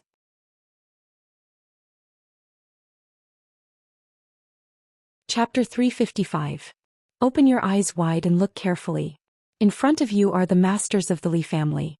This is the Marquis of Chong'an County, personally appointed by His Majesty. This is his wife, and this is the second miss. Uncle Li stood in front of the servants and said loudly. Now there were dozens of people in the Viscount's mansion. Naturally, it was different from before. All kinds of daily affairs needed to be taken care of. Of course, these things could not all be handed over to Li Yi or Rui. Of course, a housekeeper was indispensable. Madame Dowager specially asked Uncle Li to help her manage these affairs. That was to say, from now on, Uncle Li was the housekeeper of the Viscount's mansion. There are only so many masters in the mansion. You must be respectful and not disrespectful. Except for the maids, no one is allowed to enter or leave the inner residence. It was the first time that the servants of the Li family met their masters and listened to the housekeeper's words. They stood respectfully in the same place and secretly remembered everyone's faces. They were perturbed. They did not know what the temperament of this lord was like and whether he was easy to get along with. What was the temper of Madame Dowager? She might have to serve him carefully these days. They were all registered as slaves and were the property of the Viscount's mansion. If they accidentally violated the taboo of their masters, no one would speak up for them even if they were drowned in a well. All right, all of you go and do your own things. There are not many people in the house. Just do what you should do on a daily basis. Li Yi waved his hand to the crowd of servants and said, Madame Dowager has poor eyesight. Pick 2 clever maids to serve Madame Dowager and let the others do their own things.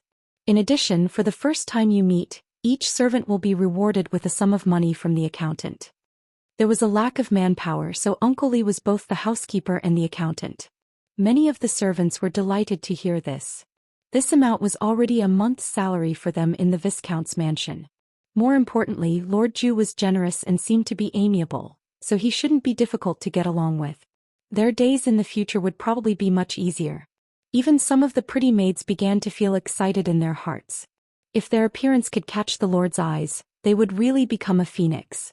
Even if they could not become a concubine, their status would be great. However, when they saw the Lord's wife, second miss, and even their personal maids, they could not help but feel discouraged. With their appearance they really could not compare. Besides, second miss actually carried a sword with her. If the consequences were too serious, all the maids would give up this unrealistic idea. When they came from Qing'an Prefecture, they traveled light and had almost no luggage. However, the Viscount's mansion had all the necessary furniture. If they really needed something they could go out and buy it. When they came they saw that the Viscount's Lord's mansion, Lord's mansion, Lord's mansion, Lord's mansion, Lord's mansion, Lord's mansion. Li Yi and Rui naturally had to choose a courtyard in the inner mansion. Duanwu Xiao Yi and Lord's mansion stayed together. Mississippi Lu chose another.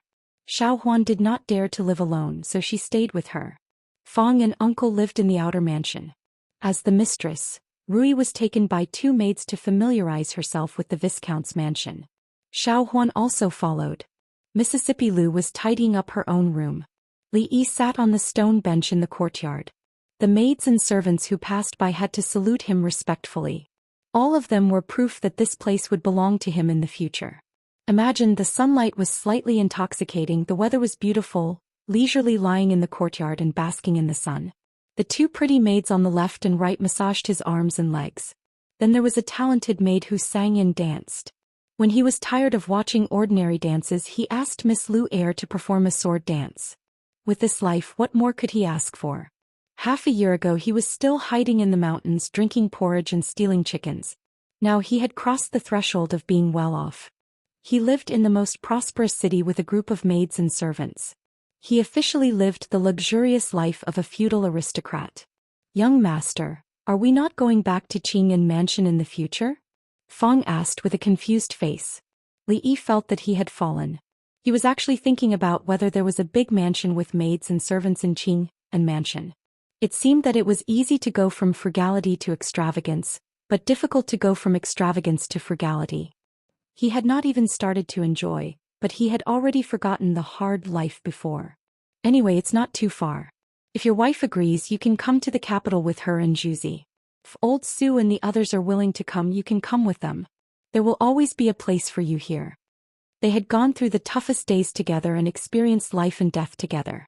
The group of people far away in Qing'an Mansion were actually the most trustworthy people.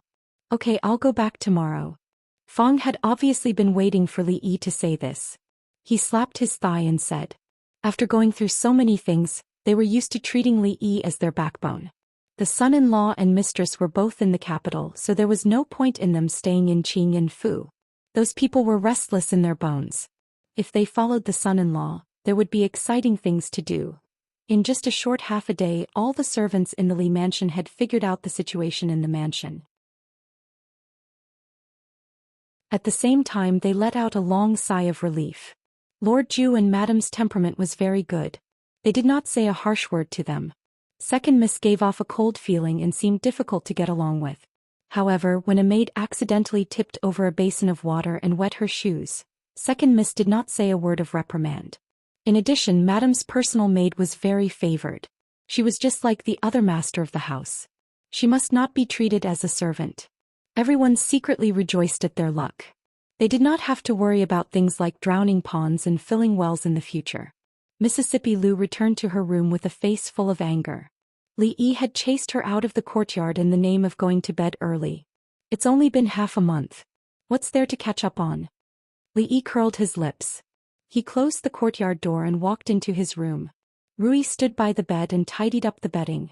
She turned back and quickly turned back. Her gentle voice traveled over. When I came to the capital, I thought I would be going back soon. I didn't bring much with me. If we are going to stay in the capital in the future, I'm afraid we will have to go back as soon as possible to bring all the important things. At the very least, we have to bring the money at home. Li Yi walked over slowly and hugged her from behind. Rui's hands paused. Her pretty face immediately turned red. "Who, hubby?" Her breathing was slightly hurried and her voice was barely audible. "My wife's words from before, do they still stand?" Li Yi whispered in her ear. Of course she knew what Li Yi was referring to. She slowly turned around. She was half a head lower than Li Yi. Her face was even redder. She looked up into his eyes and nodded slightly. Li Yi lowered his head to look at this flawless face. This was his wife, the person he was destined to spend the rest of his life with. Taking a deep breath, he exerted a bit of strength and hugged her tightly, pressing his lips against her smooth, jade-like forehead. Then he kissed her eyes, nose and lips. In the room the candlelight flickered. A gust of wind blew in from an unknown source. The flame flickered a few times before it quietly extinguished. The beauty lowered her head shyly. The gifted scholar raised his eyebrows and smiled. A room full of love.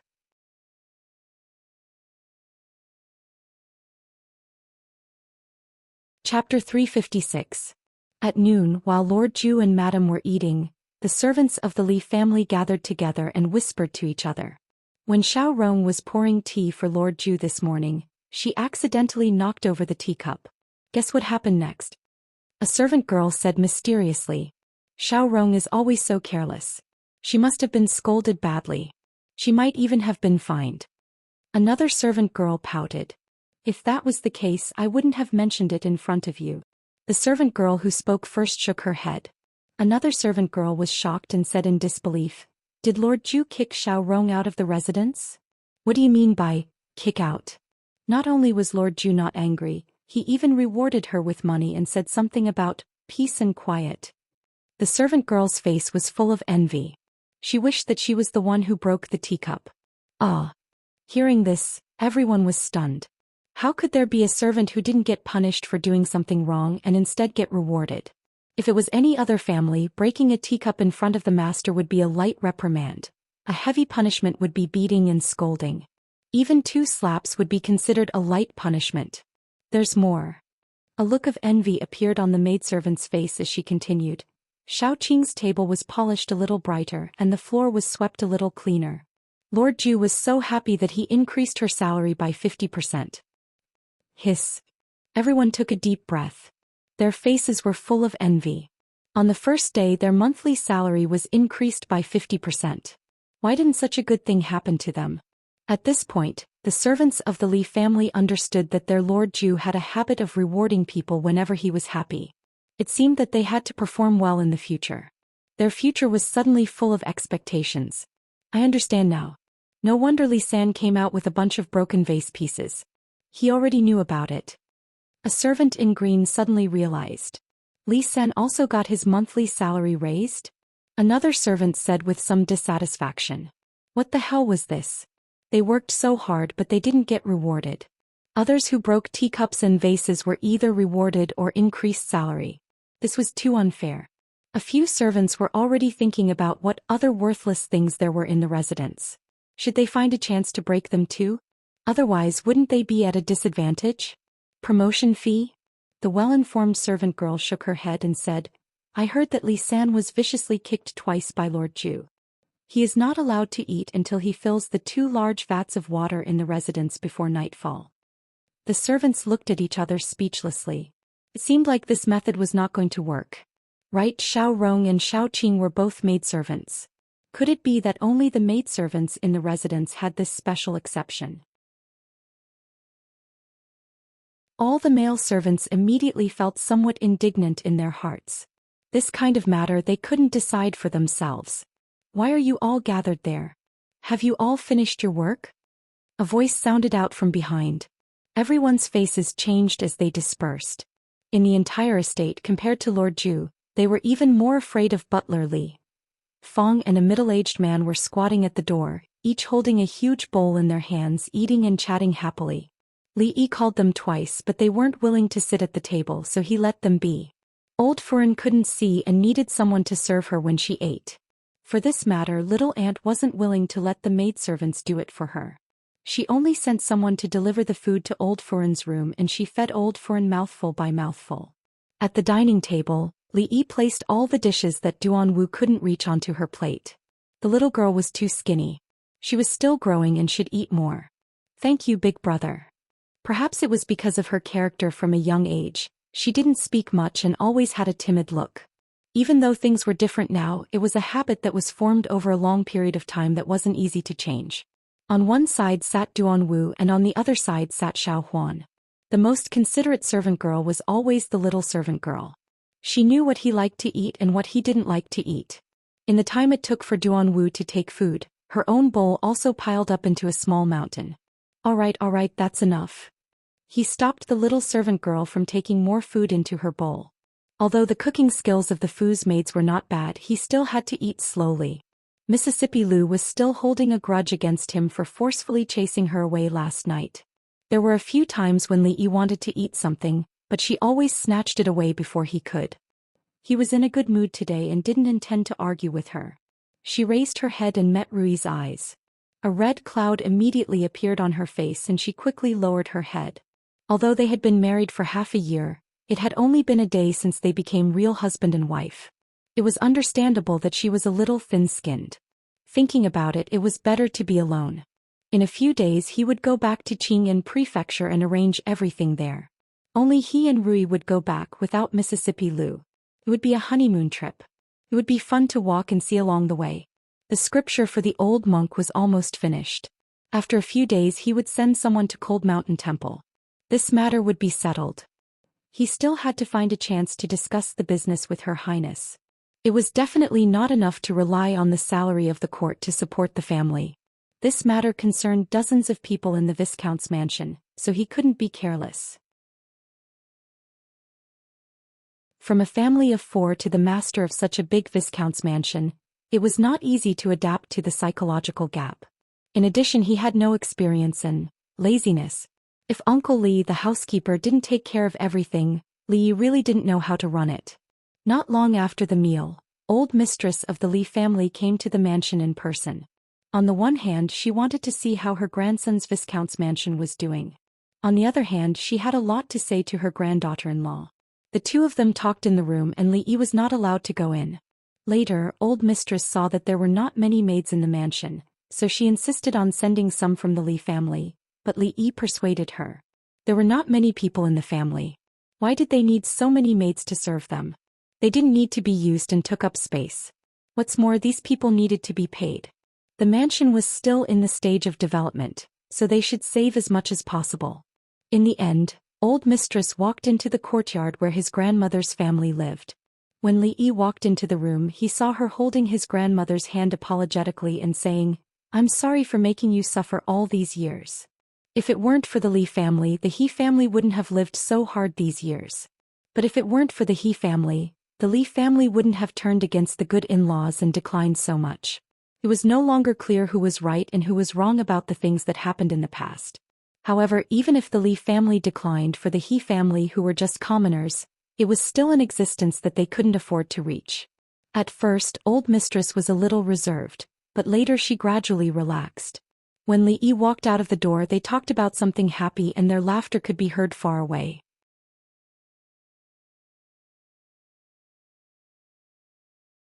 Chapter 357. Although the Li family had indeed been greatly affected by what had happened back then, wasn't the He family also a victim? Of the two old people, one had lost a son and the other had lost a daughter. In this matter they probably had very similar feelings. Li Yi didn't disturb them. He walked all the way back to his room, stepped into the door and saw Rui writing something at the table. In fact, in the family only Xiao Huan didn't know much. Although sister Rui didn't go to school, she was literate. Li Yi walked closer and quietly watched her write. Perhaps because of practicing martial arts, she had excellent control.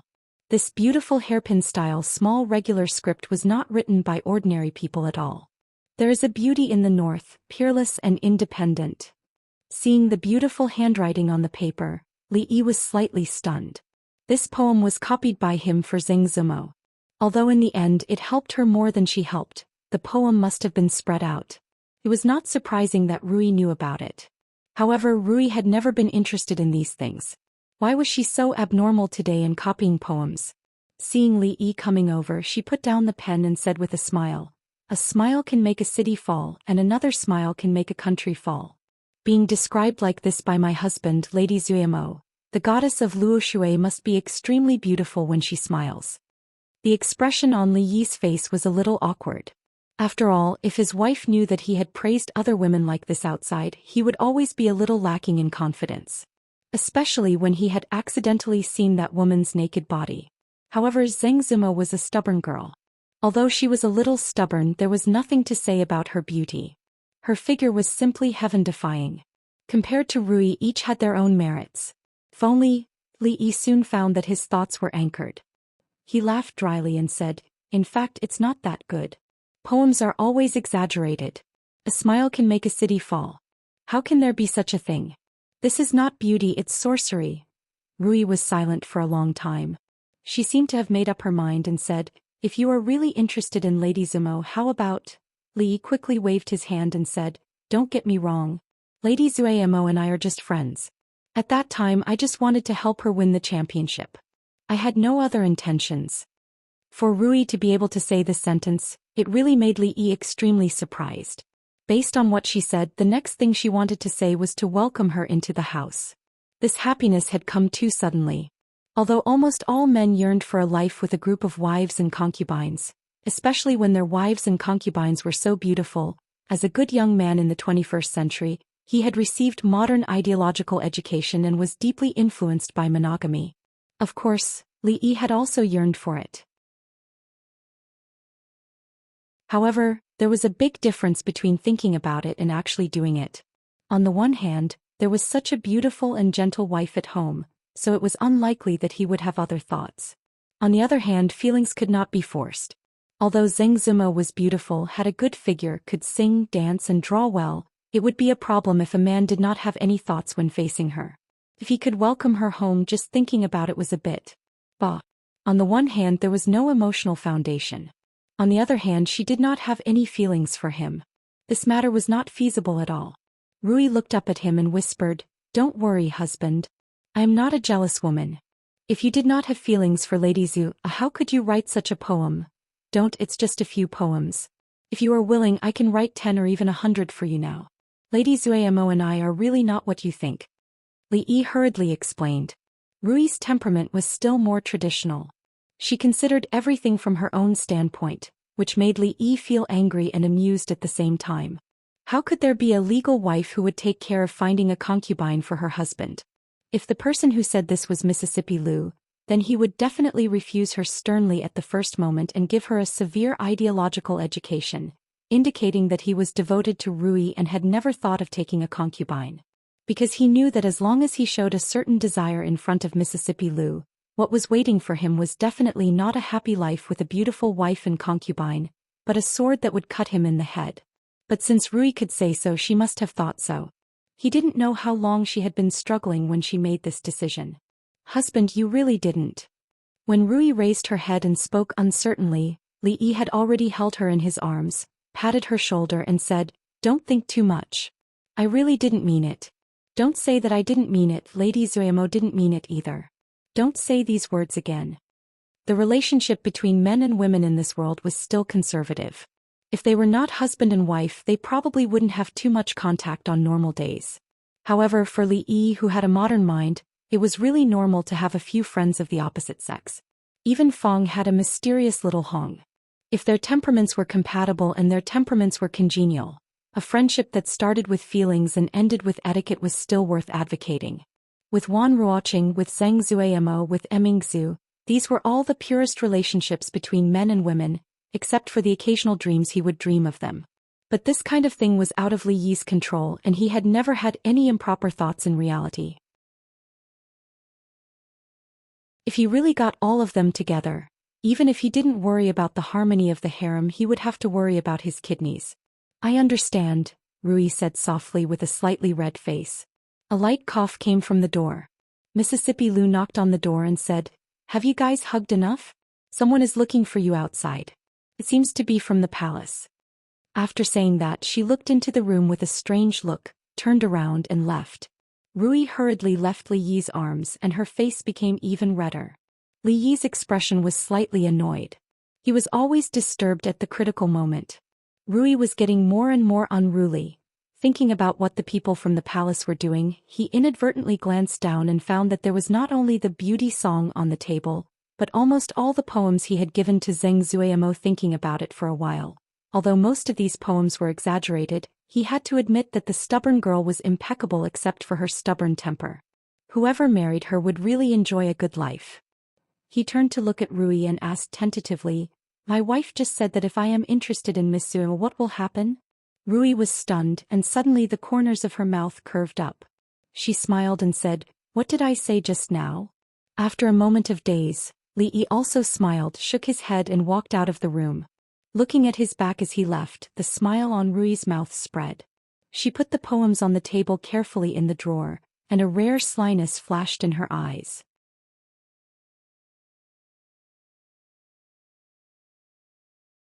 Chapter 358.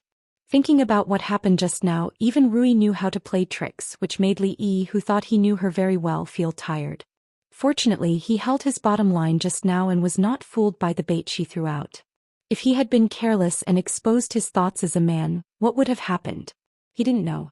Even he couldn't figure out Rui now. The person who came from the palace was still a eunuch, but he was not someone Li Yi knew. He stood straight in the front hall with a straight face. When he saw Li Yi coming in, he stepped forward and said in an emotionless voice, "His Majesty has ordered me to teach mathematics to the princes and princesses. Today the Doctor of Mathematics of the Imperial College is on leave due to illness. In order not to delay the studies of the princes and princesses, please come with me to the palace now." No. Li Yi frowned. He was in such a hurry that he didn't even give people time to prepare for the lessons. What was he going to teach in the palace without any preparation? The eunuch urged with a straight face, "The studies of the princes can't be delayed. You better hurry up, Li Yi." I know. Wait a minute, I'll come out soon." Li Yi waved his hand, turned back and said a few words to Rui. Soon he came out, looked at the eunuch and said lightly, "Let's go." A carriage was already parked outside the palace. Given the distance from here to the palace, it would only take them an hour to get there. The group of little princesses and princes were about 7 to 10 years old. In the future, under normal circumstances, their mathematics level would be at the level of a second or third grader in elementary school. However, considering that they had never taken mathematics classes before and did not know what the previous classes were like, Li Yi decided to start from the basics. Of course, teaching materials were not a problem. There were all kinds of teaching materials from kindergarten to university. The teaching materials in the future were professionally certified and couldn't be more scientific. Any one of them would do. He showed his waist token at the gate of the palace and walked in with the eunuch. Last time when he came out of the palace, Li Yi remembered some directions. The princes and princesses went to school in Bowen Hall. They would pass by the food bureau on the way, so the distance between them was not far. When he walked to the door of Bowen Hall, the eunuch said and stood outside the hall to wait. "County Magistrate Li, there is still a quarter of an hour before the princesses and princes start to study. You can go in first." Bowen Hall was a small palace. When Li Yi walked into the hall, he saw that there were low tables in the hall. Perhaps it was not time yet, so there was no one in the hall. There was only a fatty sleeping on the table in front of him. From the back, the little fatty should be about the same age as Li Yingkai. But his body was slightly smaller than Li Yingkai. Li Yingkai was sleeping. Perhaps Li Yi's footsteps woke him up. The little fatty suddenly jumped up from his seat and said loudly, "Disciple rules, sage teachings, first filial piety, second honesty. I didn't sleep. After saying this, he found that there was no one around. Then he remembered that it was not the old man's class today. He just wanted to sleep on the table for a while before the boring math class began. Since he was not sleeping in the class of the old man, and the old man would not complain to his father, then there was nothing to be afraid of. The little fatty turned his head angrily and glared at the guy who disturbed his sleep. It's you. Seeing that there was another person in the hall, the anger on the little fatty's face immediately disappeared. He asked, "Hey, are you here to make delicious food for us?" The last time Xianxia invited them to eat that strange thing, he still couldn't forget it. The imperial chefs in the palace tried several times but couldn't make that kind of taste. He had been thinking about it for 2 days. No. Li Yi shook his head and said. He asked this kind of question as soon as they met. No wonder this prince could be so strong at such a young age. The little fatty slapped the table and pretended to be dignified. He said, "I am Prince Jin Li Han. I order you to go to the food bureau and make the same food as last time." Li Yi looked around and was indifferent to the words of the young prince. Last time it was because of the old emperor's decree and the arrogant Lolita's face. But now it was different. He was not the imperial chef and had no obligation to cook for them. If you dare to not listen to me, believe it or not, I will ask my father to beat you." Seeing that Li Yi was indifferent, the little fatty raised his eyebrows and threatened. Li Yi had a lot of experience dealing with naughty children. The bear prince was just a kind of naughty child, nothing to be afraid of. As a prince, Li Han had always gotten whatever he wanted in the palace. Other than being afraid of his father, afraid of eldest royal sister, afraid of Shou Ning, afraid of Li Li who would bite people, afraid of that old man, afraid of another old man, afraid of... who else had he been afraid of? In short, a chef from the food bureau dared to disobey his orders. This made Prince Jin very angry. "You dare to be disrespectful to me. Just you wait, I will tell my father today." Li Han looked at Li Yi and said angrily. If he didn't beat him, he wouldn't be able to vent his anger. But he couldn't beat him too hard. Otherwise, who would cook for him? Not long after Li Han's words fell, 7 to 8 figures came in from the door. There were men and women, and the one in the lead was Princess Xianxia. Why are you here?" When she saw Li Yi, Princess Xianxia was pleasantly surprised. Among the princes and princesses, a few had seen Li Yi before, but they only thought he was a chef from the food bureau. Those who didn't eat hot pot with Xianxia last time were seeing him for the first time. The eunuch walked over and said with a flattering smile, "Your Highness, Count Li will be your mathematics teacher from now on." Li Yi gave him a meaningful look. This guy was livid in front of him, but he was smiling so brightly in front of the princess. This was blatant discrimination. "Teacher." Prince Jin was stunned for a moment, then his face became dull. Since when could a chef from the Xianxia bureau be their teacher? Princess Xianxia didn't care about whether he was a teacher or not. She said with surprise, "Teach me how to make hot pot later. I didn't learn it last time." "Let's talk about it later." Li Yi nodded. He looked at the group of princesses and princes and said, "Since all the princes and princesses are here, let's start." Perhaps it was because of the special status of the princesses and princes that they were even more obedient to the rules. Without the temptation of a story, they all returned to their seats and sat properly. Even Li Han, who had wanted to hit him with the paddle just now, did not do anything out of line. First, Xianxia introduced the princesses and princes. After Li Yi noted them down, he asked about the progress of her mathematics class. The answer he got was that they were still at the stage of learning Arabic numerals. The mathematics teacher from before was teaching them how to convert Chinese numerals into Arabic numerals. In other words, their mathematics was still at the most primitive stage. There was no blackboard or chalk in this world. Most of the courses they had to learn were taught. However, it was impossible to understand mathematics with just one's mouth. Fortunately, the mathematics teacher from before understood this. He stuck the white paper on the upright wooden board and wrote with a brush. It was similar to the blackboard of the future. "Before we start teaching, let's do a test." Li Yi turned around and wrote on the white paper with a brush. 36, 451, 68,832, 89,563, 75,467. When the princes and princesses were still wondering what the test was, Li Yi said again, "Write these numbers on the paper with Arabic numerals." Li Yi looked at Li Han, who was looking around, and a smile appeared on his face. He said, "Your Highness, come up and write."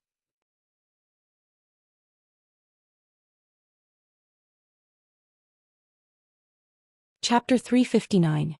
Soon the princes and princesses understood what the test was.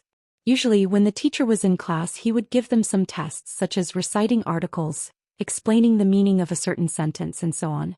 If they could answer correctly the teacher would praise them. If they couldn't answer correctly there would be no punishment. The teacher would only repeat those things again or tell them to study hard. Only the mathematics teacher didn't care about their identity as princes and princesses. He would often hit their hands. His father actually acquiesced to this. Fortunately, the person teaching them mathematics would be changed in the future. The teacher in front of them seemed to be easy to bully. Obviously Prince Jean thought so. Why should it be me? I'm not going. Li Han's round face was filled with anger. Although he was young he was not stupid. He just said that he would tell his father to hit the other party. Now he was asking him to go up and lose face. This was obviously revenge. Only a fool would really go up. The teacher's ABBA number was not fun at all. It was crooked and ugly. It was not written from top to bottom. He didn't even remember those numbers until now. Those millions, how would he know what those crooked numbers were? He would definitely lose face if he went up. For Prince Jean, who cared about his face, this was unbearable. Li didn't care at all. He looked at him and said, "It's fine if your Highness Prince Jean doesn't want to come up. This time your test result is 0. I will write your Highness's result on a red paper and post it outside the Bowen Hall. In the future it will be the same rule. Every once in a while I will give you a test. All the unqualified scores will be posted outside so that everyone can see it." When Li Han heard this his face suddenly turned pale. Although he wasn't clear about the meaning of 0 he knew that it was the worst grade. Prince Jean Li Han is the worst among all the princes and princesses. If such a thing was posted outside he was afraid that it would quickly spread throughout the palace. At that time how would his father look at him? How would his mother look at him? How would his brothers and sisters, eunuchs and palace maids look at him? Just imagining it made Li Han's face turn even paler. He no longer dared to ask why and hurriedly stood up. Although he was a prince he did not dare to be disrespectful to the teacher. If his father found out he would definitely be punished. Li Han picked up the brush and bit his thumb as he struggled with the numbers. Li Yi walked down and wandered around the tables.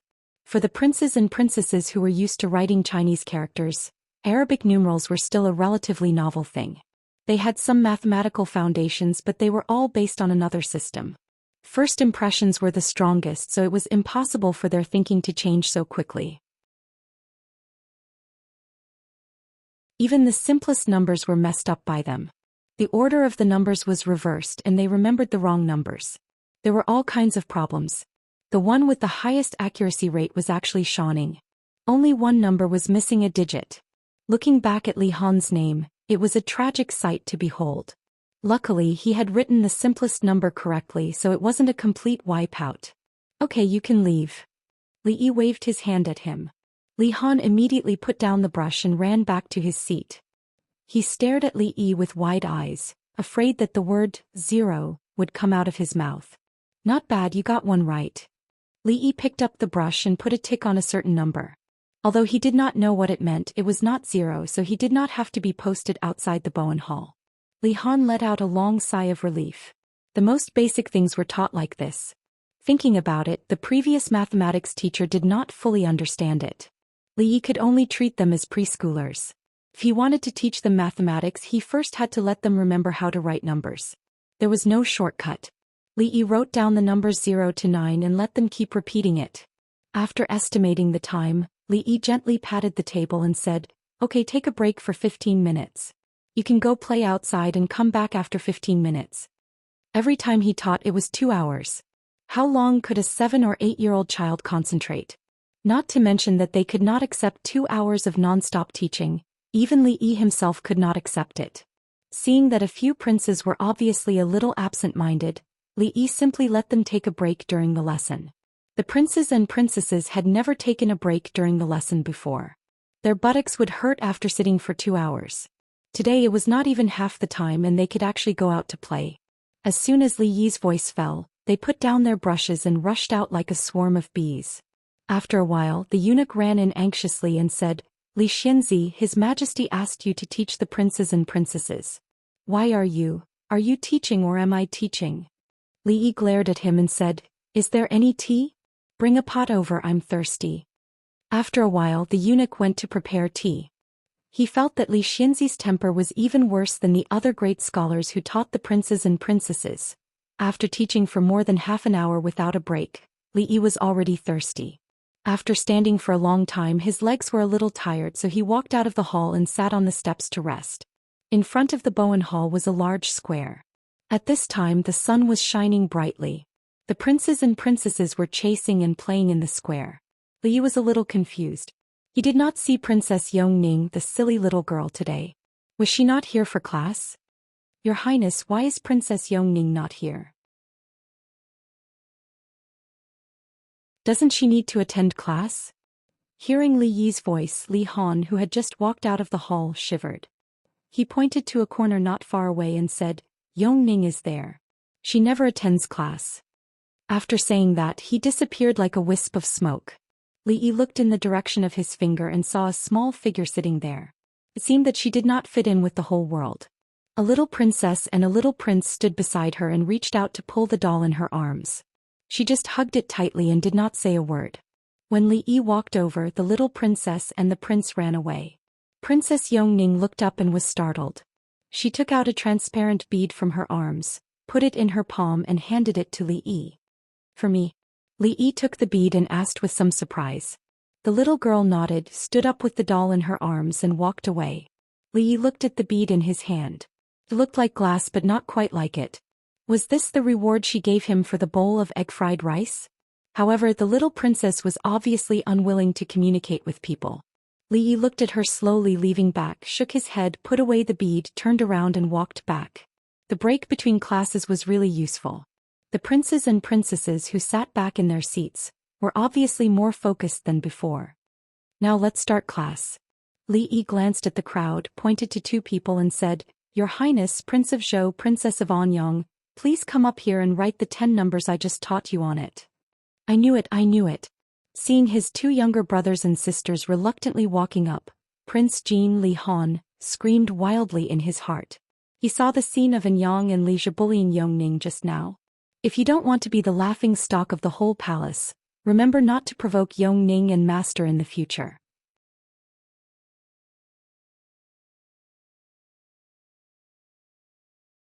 Chapter 360. Perhaps because of the strict etiquette of the royal family, it was a very easy thing to teach the princes and princesses.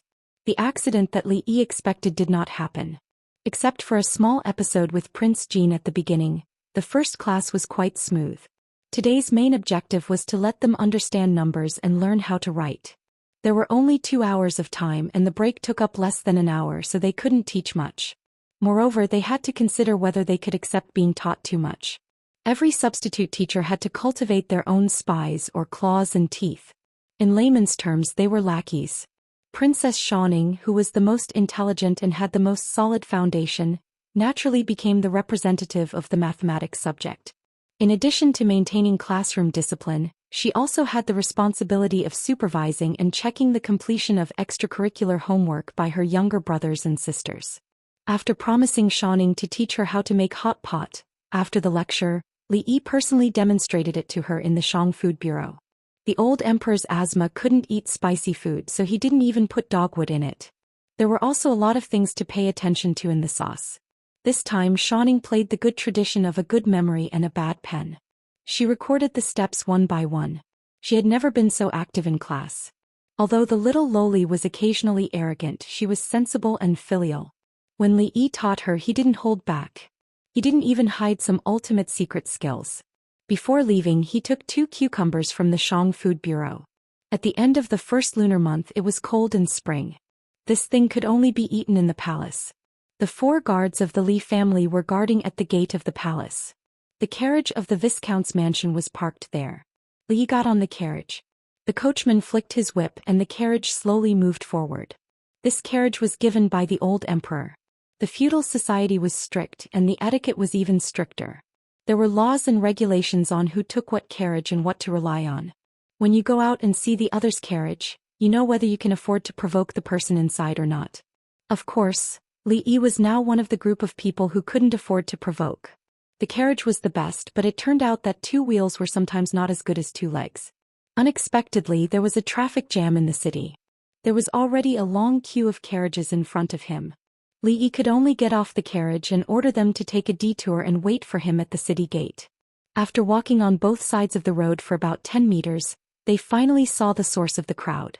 In front of a medicine shop, a group of people blocked the road so that not even a drop of water could trickle through. The people of Qi are all up to no good. How dare they sell fake medicine to us? Smash their shops. A voice shouted. Someone immediately chimed in. That's right. Harming the people of our Jing kingdom in the capital city. This shop should have been destroyed long ago.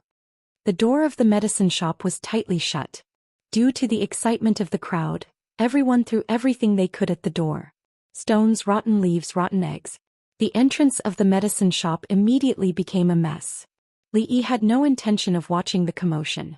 He took a detour and walked towards the city gate in front of him. The Jing kingdom had been bullied by the Qi kingdom for decades. Although the people of the Jing kingdom were not on bad terms with each other, there was never a lack of angry youths.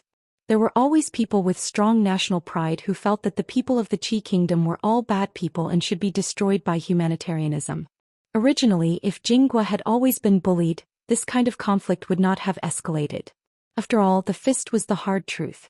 If there really was a conflict based on the principle of maintaining international harmony and protecting international friends, the government would, to a certain extent, side the people of Qi to avoid becoming enemies with Qi again.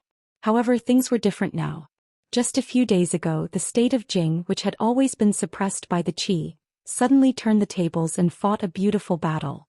The state of Jing, which had always been the initiator of peace negotiations, had gained the upper hand this time and even occupied 2 of the other cities. The international situation had reversed in an instant. The long-accumulated resentment of the citizens of the state of Jing had finally been vented, and the people of Qi living in the state of Jing had suffered. At this time there was no such thing as rational patriotism. It was not important whether the medicine sold in the medicine shop was fake or not. What was important was that this shop belonged to the people of the Qi kingdom. The envoy from the Qi kingdom was about to arrive. At this time they had to show their country's might and let them know that the people of the Jing kingdom were not so easily bullied. Li Yi did not intend to watch the commotion. He had not eaten yet. As a teacher to the princes and princesses, not only was the salary low, but they did not even provide him with meals. His mouth was dry and his stomach was hungry. The royal family lacked the basic human care. How many officials like him would be bitterly disappointed? Benefactor, please wait a moment. A voice came from behind. Li Yi looked back and saw 2 monks walking towards him. Benefactor, may I ask how to get to the Fahua temple? An old monk asked with a smile. The other middle-aged monk was dressed plainly and held a metal rod in his hand. His face was narrow and thin and he stood expressionlessly behind the old monk. He gave off a lot of pressure. I don't know. Li Yi took another look at the middle-aged monk, then shook his head. He pointed to the crowd in front and said to the old monk, "Why don't you go there and ask, Reverend?" He did not know where the Fahua temple was, but he knew how to get to the Cold Mountain Temple. Alright, he could finish copying the sutra today. It was time to send it to the old monk Tanin. Amit Ba. Thank you, Benefactor. The old monk smiled and turned to walk in the direction of the crowd. During the meal, he learned that the whole family would be going to the Cold Mountain Temple under the guidance of the old lady.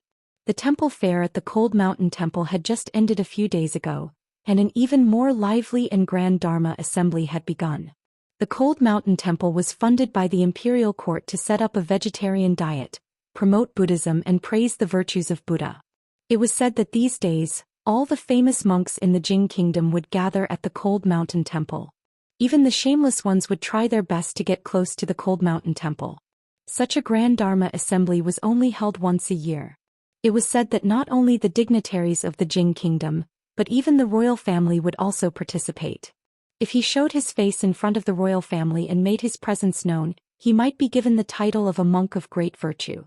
Later he heard from Xiao Huan that the old lady actually wanted to bring the young mistress to worship the child-giving Guanyin. She wanted to worship all the gods and Buddhas as long as she could give her a great-grandson.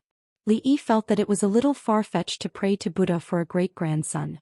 It was only useful to pray to him for this kind of thing. Since they were going to the Cold Mountain Temple tomorrow, they could just help him take the scripture. He didn't know what kind of superstition the old lady had that all the people she brought were women, and she didn't allow him to go with them. But anyway, he was too lazy to go. What was so interesting about a group of monks chanting scriptures? If it was a young and beautiful nun, it might be a little interesting. But if that was the case, the old lady might not let him go. When you go tomorrow, help me give this scripture to an old monk called Tan Yin. When copying the scripture, Li Yi specially chose the short ones to copy. In fact, it would have taken him a few days to finish, but because he cut corners, he finished the task not long after dinner. If he really took out all the Buddhist scriptures in the library, he would not be able to do anything else for the rest of his life. This scripture was all the scriptures of the scriptures. It was definitely enough to deal with the old monk. Xiao Huan took the scripture and opened it. She only felt dizzy from reading so many words.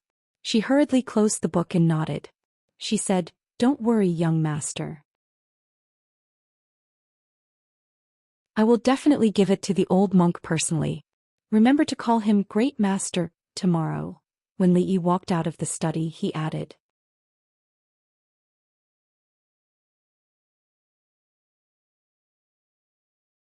Chapter 361. Lord Zhu, Lord Zhu. Li Yi struggled to open his eyes and saw the maidservant named Xiaoqing standing at the head of the bed, gently pushing his shoulders. There was no one beside him for a long time. Rui was going to the temple with old madam to offer incense, so Li Yi didn't know when she woke up. "What time is it now?" Li Yi sat up from the bed, rubbing his eyes as he asked. "Lord Zhu, it's almost past midnight," the pretty maidservant said with a red face, not daring to look at the half-naked Li Yi. Midnight? Li Yi was stunned when he heard that. He didn't expect to wake up at 10 o'clock. It seemed like he shouldn't stay up too late at night in the future. Xiaoqing didn't forget why she came to wake Lord Zhu up, so she said, "Lord Zhu, hurry up and get up. His Highness is waiting for you outside." "Li Xian, what is he doing here?" Li Yi quickly put on his clothes and washed his face with Xiaoqing's help. He walked out and saw Li Xian standing in the courtyard. "You actually slept until now?" Li Xian's face was full of disbelief.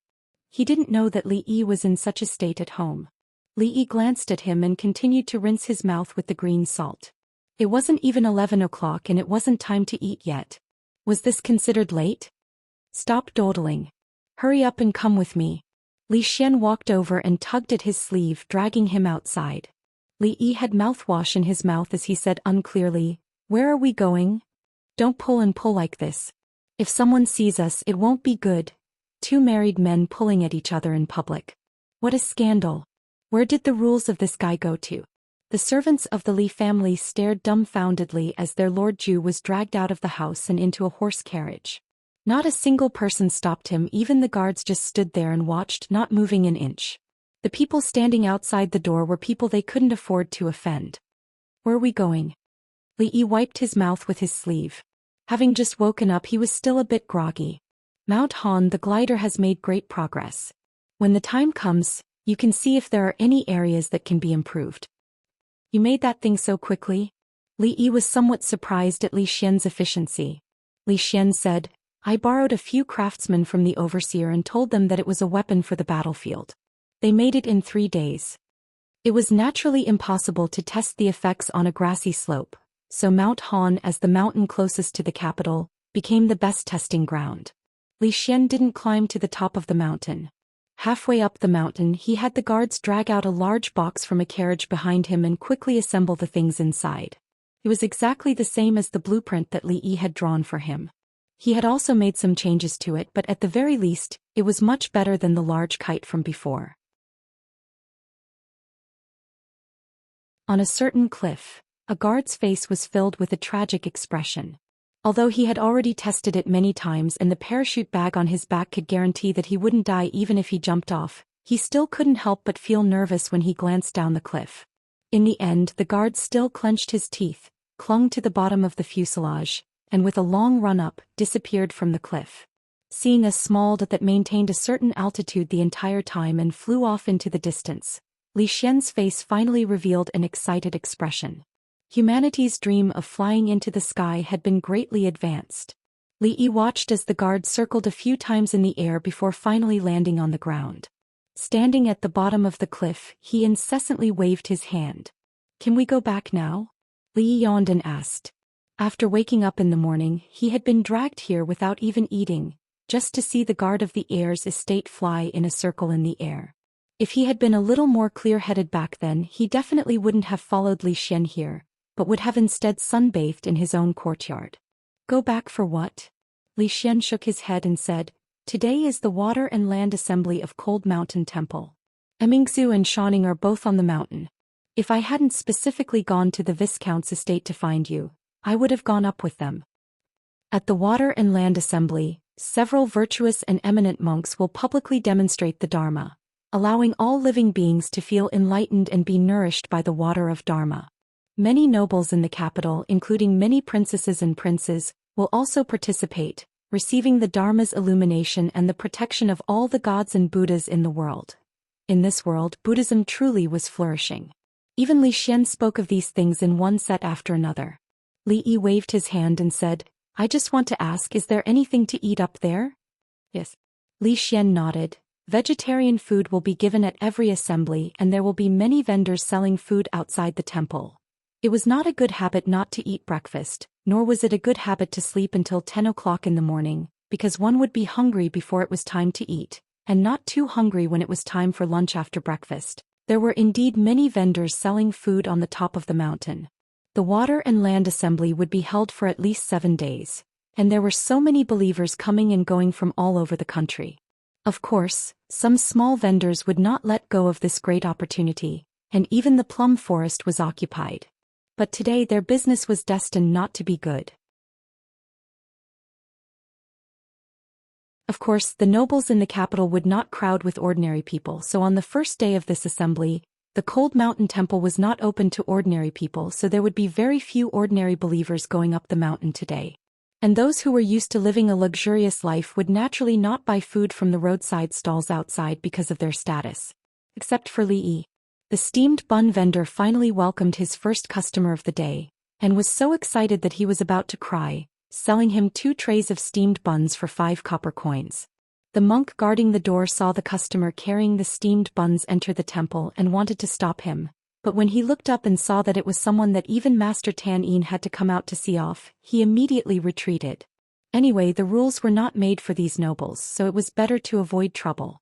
There were eminent monks preaching everywhere in the temple, and Li Yi did not see Rui, Xiaohuan and the others. He felt that if he listened to the old monk preach while eating steamed buns he might be chased out, so he gave up the idea of going in to look for them. The steamed bun stall owner was an honest man and gave a large amount of steamed buns. Li Yi could not finish them alone and Li Xian did not care to eat them. When he passed it to the guards of the crown prince's residence, he was ignored, but he felt it was a pity to throw it away. At this moment he felt someone patting him on the back. He turned and saw the proud Lolita with her hair in a stunning bun. She handed the paper bag forward. Do you want steamed buns? Like teacher, like disciple. As Li Yi's favorite disciple, Princess Xianing clearly had the same taste as her teacher. The princess of the Jing kingdom often seemed to be hungry, and the few steamed buns left by Li Yi were quickly finished by Princess Xianing. The veins on the foreheads of the palace guards and palace maids who followed behind her were about to burst. If not for Princess Yongl's silence, they would have taken down this bold person long ago. Xianing, so you are here. A young man walked over from behind, followed by several other young people, all of whom had an extraordinary aura. Imperial brother. Seeing the young man, Princess Xianing walked over quickly and smiled. What did you eat just now? The young man frowned, took out a clean handkerchief from his bosom, and wiped the corner of Princess Xianing's mouth. Nothing, nothing. The proud Lolita ran back with a guilty conscience. Greetings to the king of Shu. The palace guards and palace maids all bowed to the young man. The young man waved his hand, walked up and said to Emmingsu, there are many people in the temple. Look after Xianing, don't let her run around. Emmingsu nodded, but Princess Xianing twitched her mouth and said, who ran around? The young man smiled and rubbed her head, saying, Imperial brother still has things to do, so I won't accompany you. You have to listen to Imperial sister. Got it, Princess Xianing said impatiently. The young man shook his head, glanced at Li Xian and slowly walked away with the people behind him. Only when the few of them had disappeared did Li Yi turn his head to look at Li Xian. He saw that Li Xian's expression was calm. Usually when Li Xian revealed such an expression, it meant that he was not in a good mood. Li Yi asked suspiciously, "Do you have a grudge with the king of Shu?"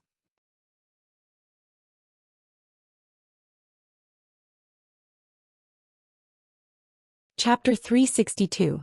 It's not really a big grudge.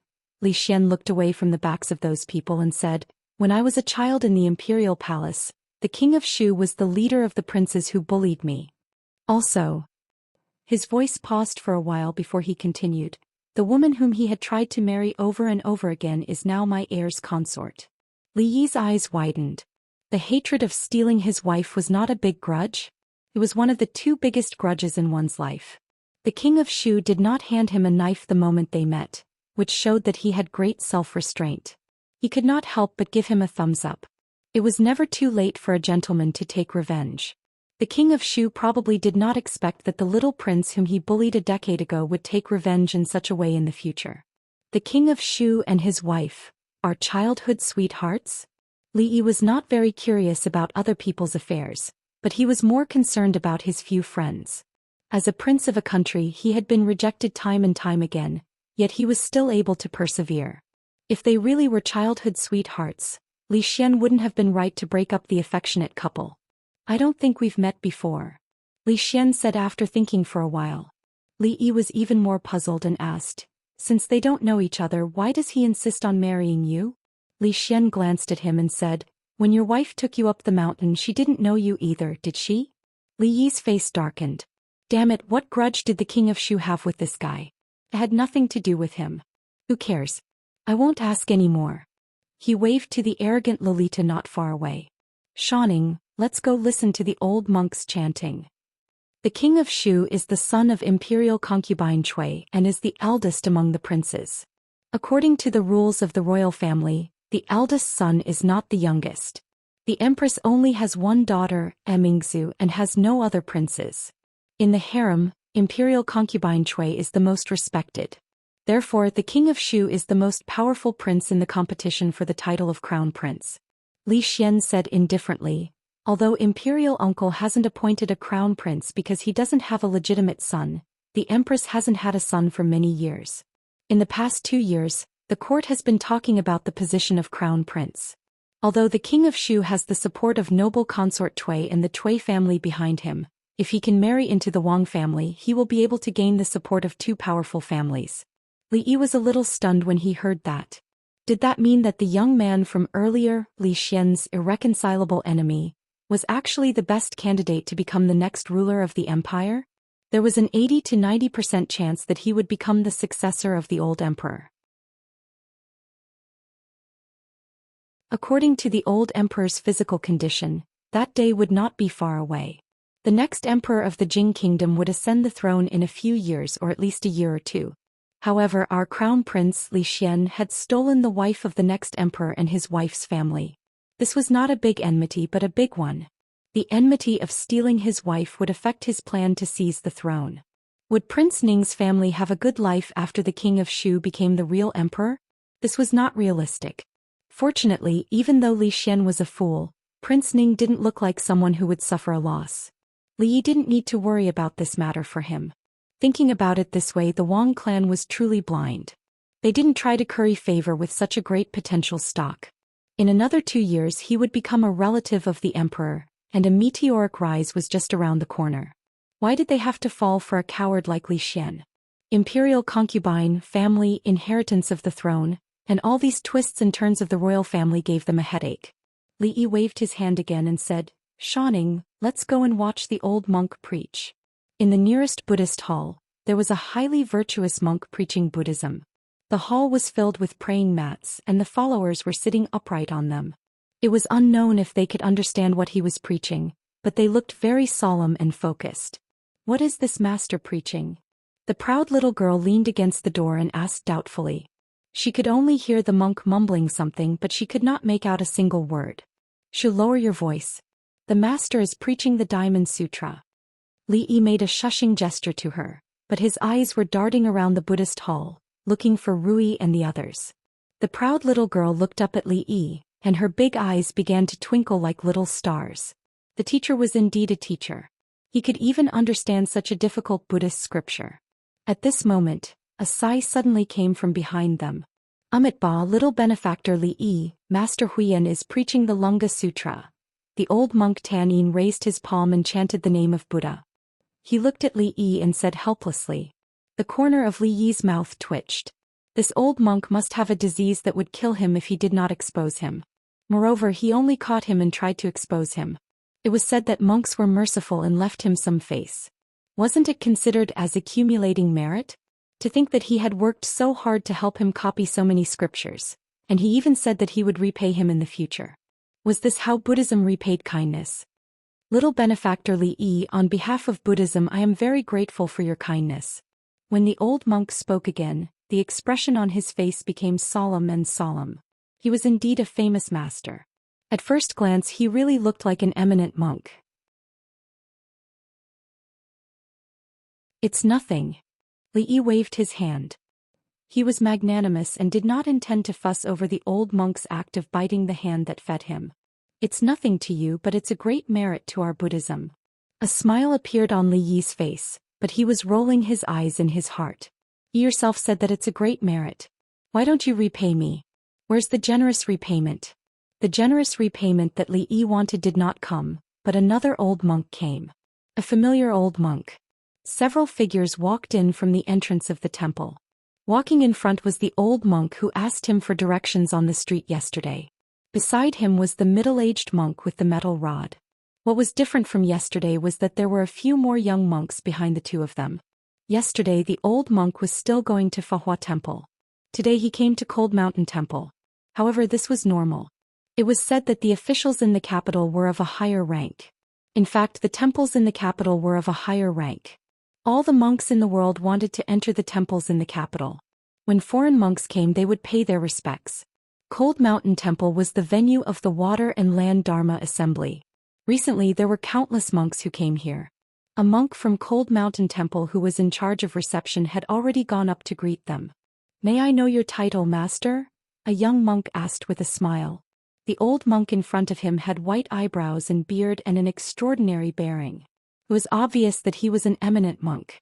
I am Xianxia, the old monk said with a smile. So it's Master Xianxia. The young monk had never heard of this Dharma name. A trace of doubt appeared on his face, but he still asked politely, May I know where Master is from? Where I came from. The old monk still had a smile on his face. As soon as he said that, the young monk's expression changed. The welcoming monks behind him also trembled. Li Yi looked at the old monk with some surprise. Almost everyone in his previous life knew that this was a powerful tool for showing off, but it actually appeared here? The smile on Master Tan Yin's face disappeared. He looked in the direction of the foreign monks and seemed to be deep in thought. You're tuning in to the Zhou Xian's Legacy YouTube channel. Don't forget to subscribe and join us on this journey to catch the most captivating stories.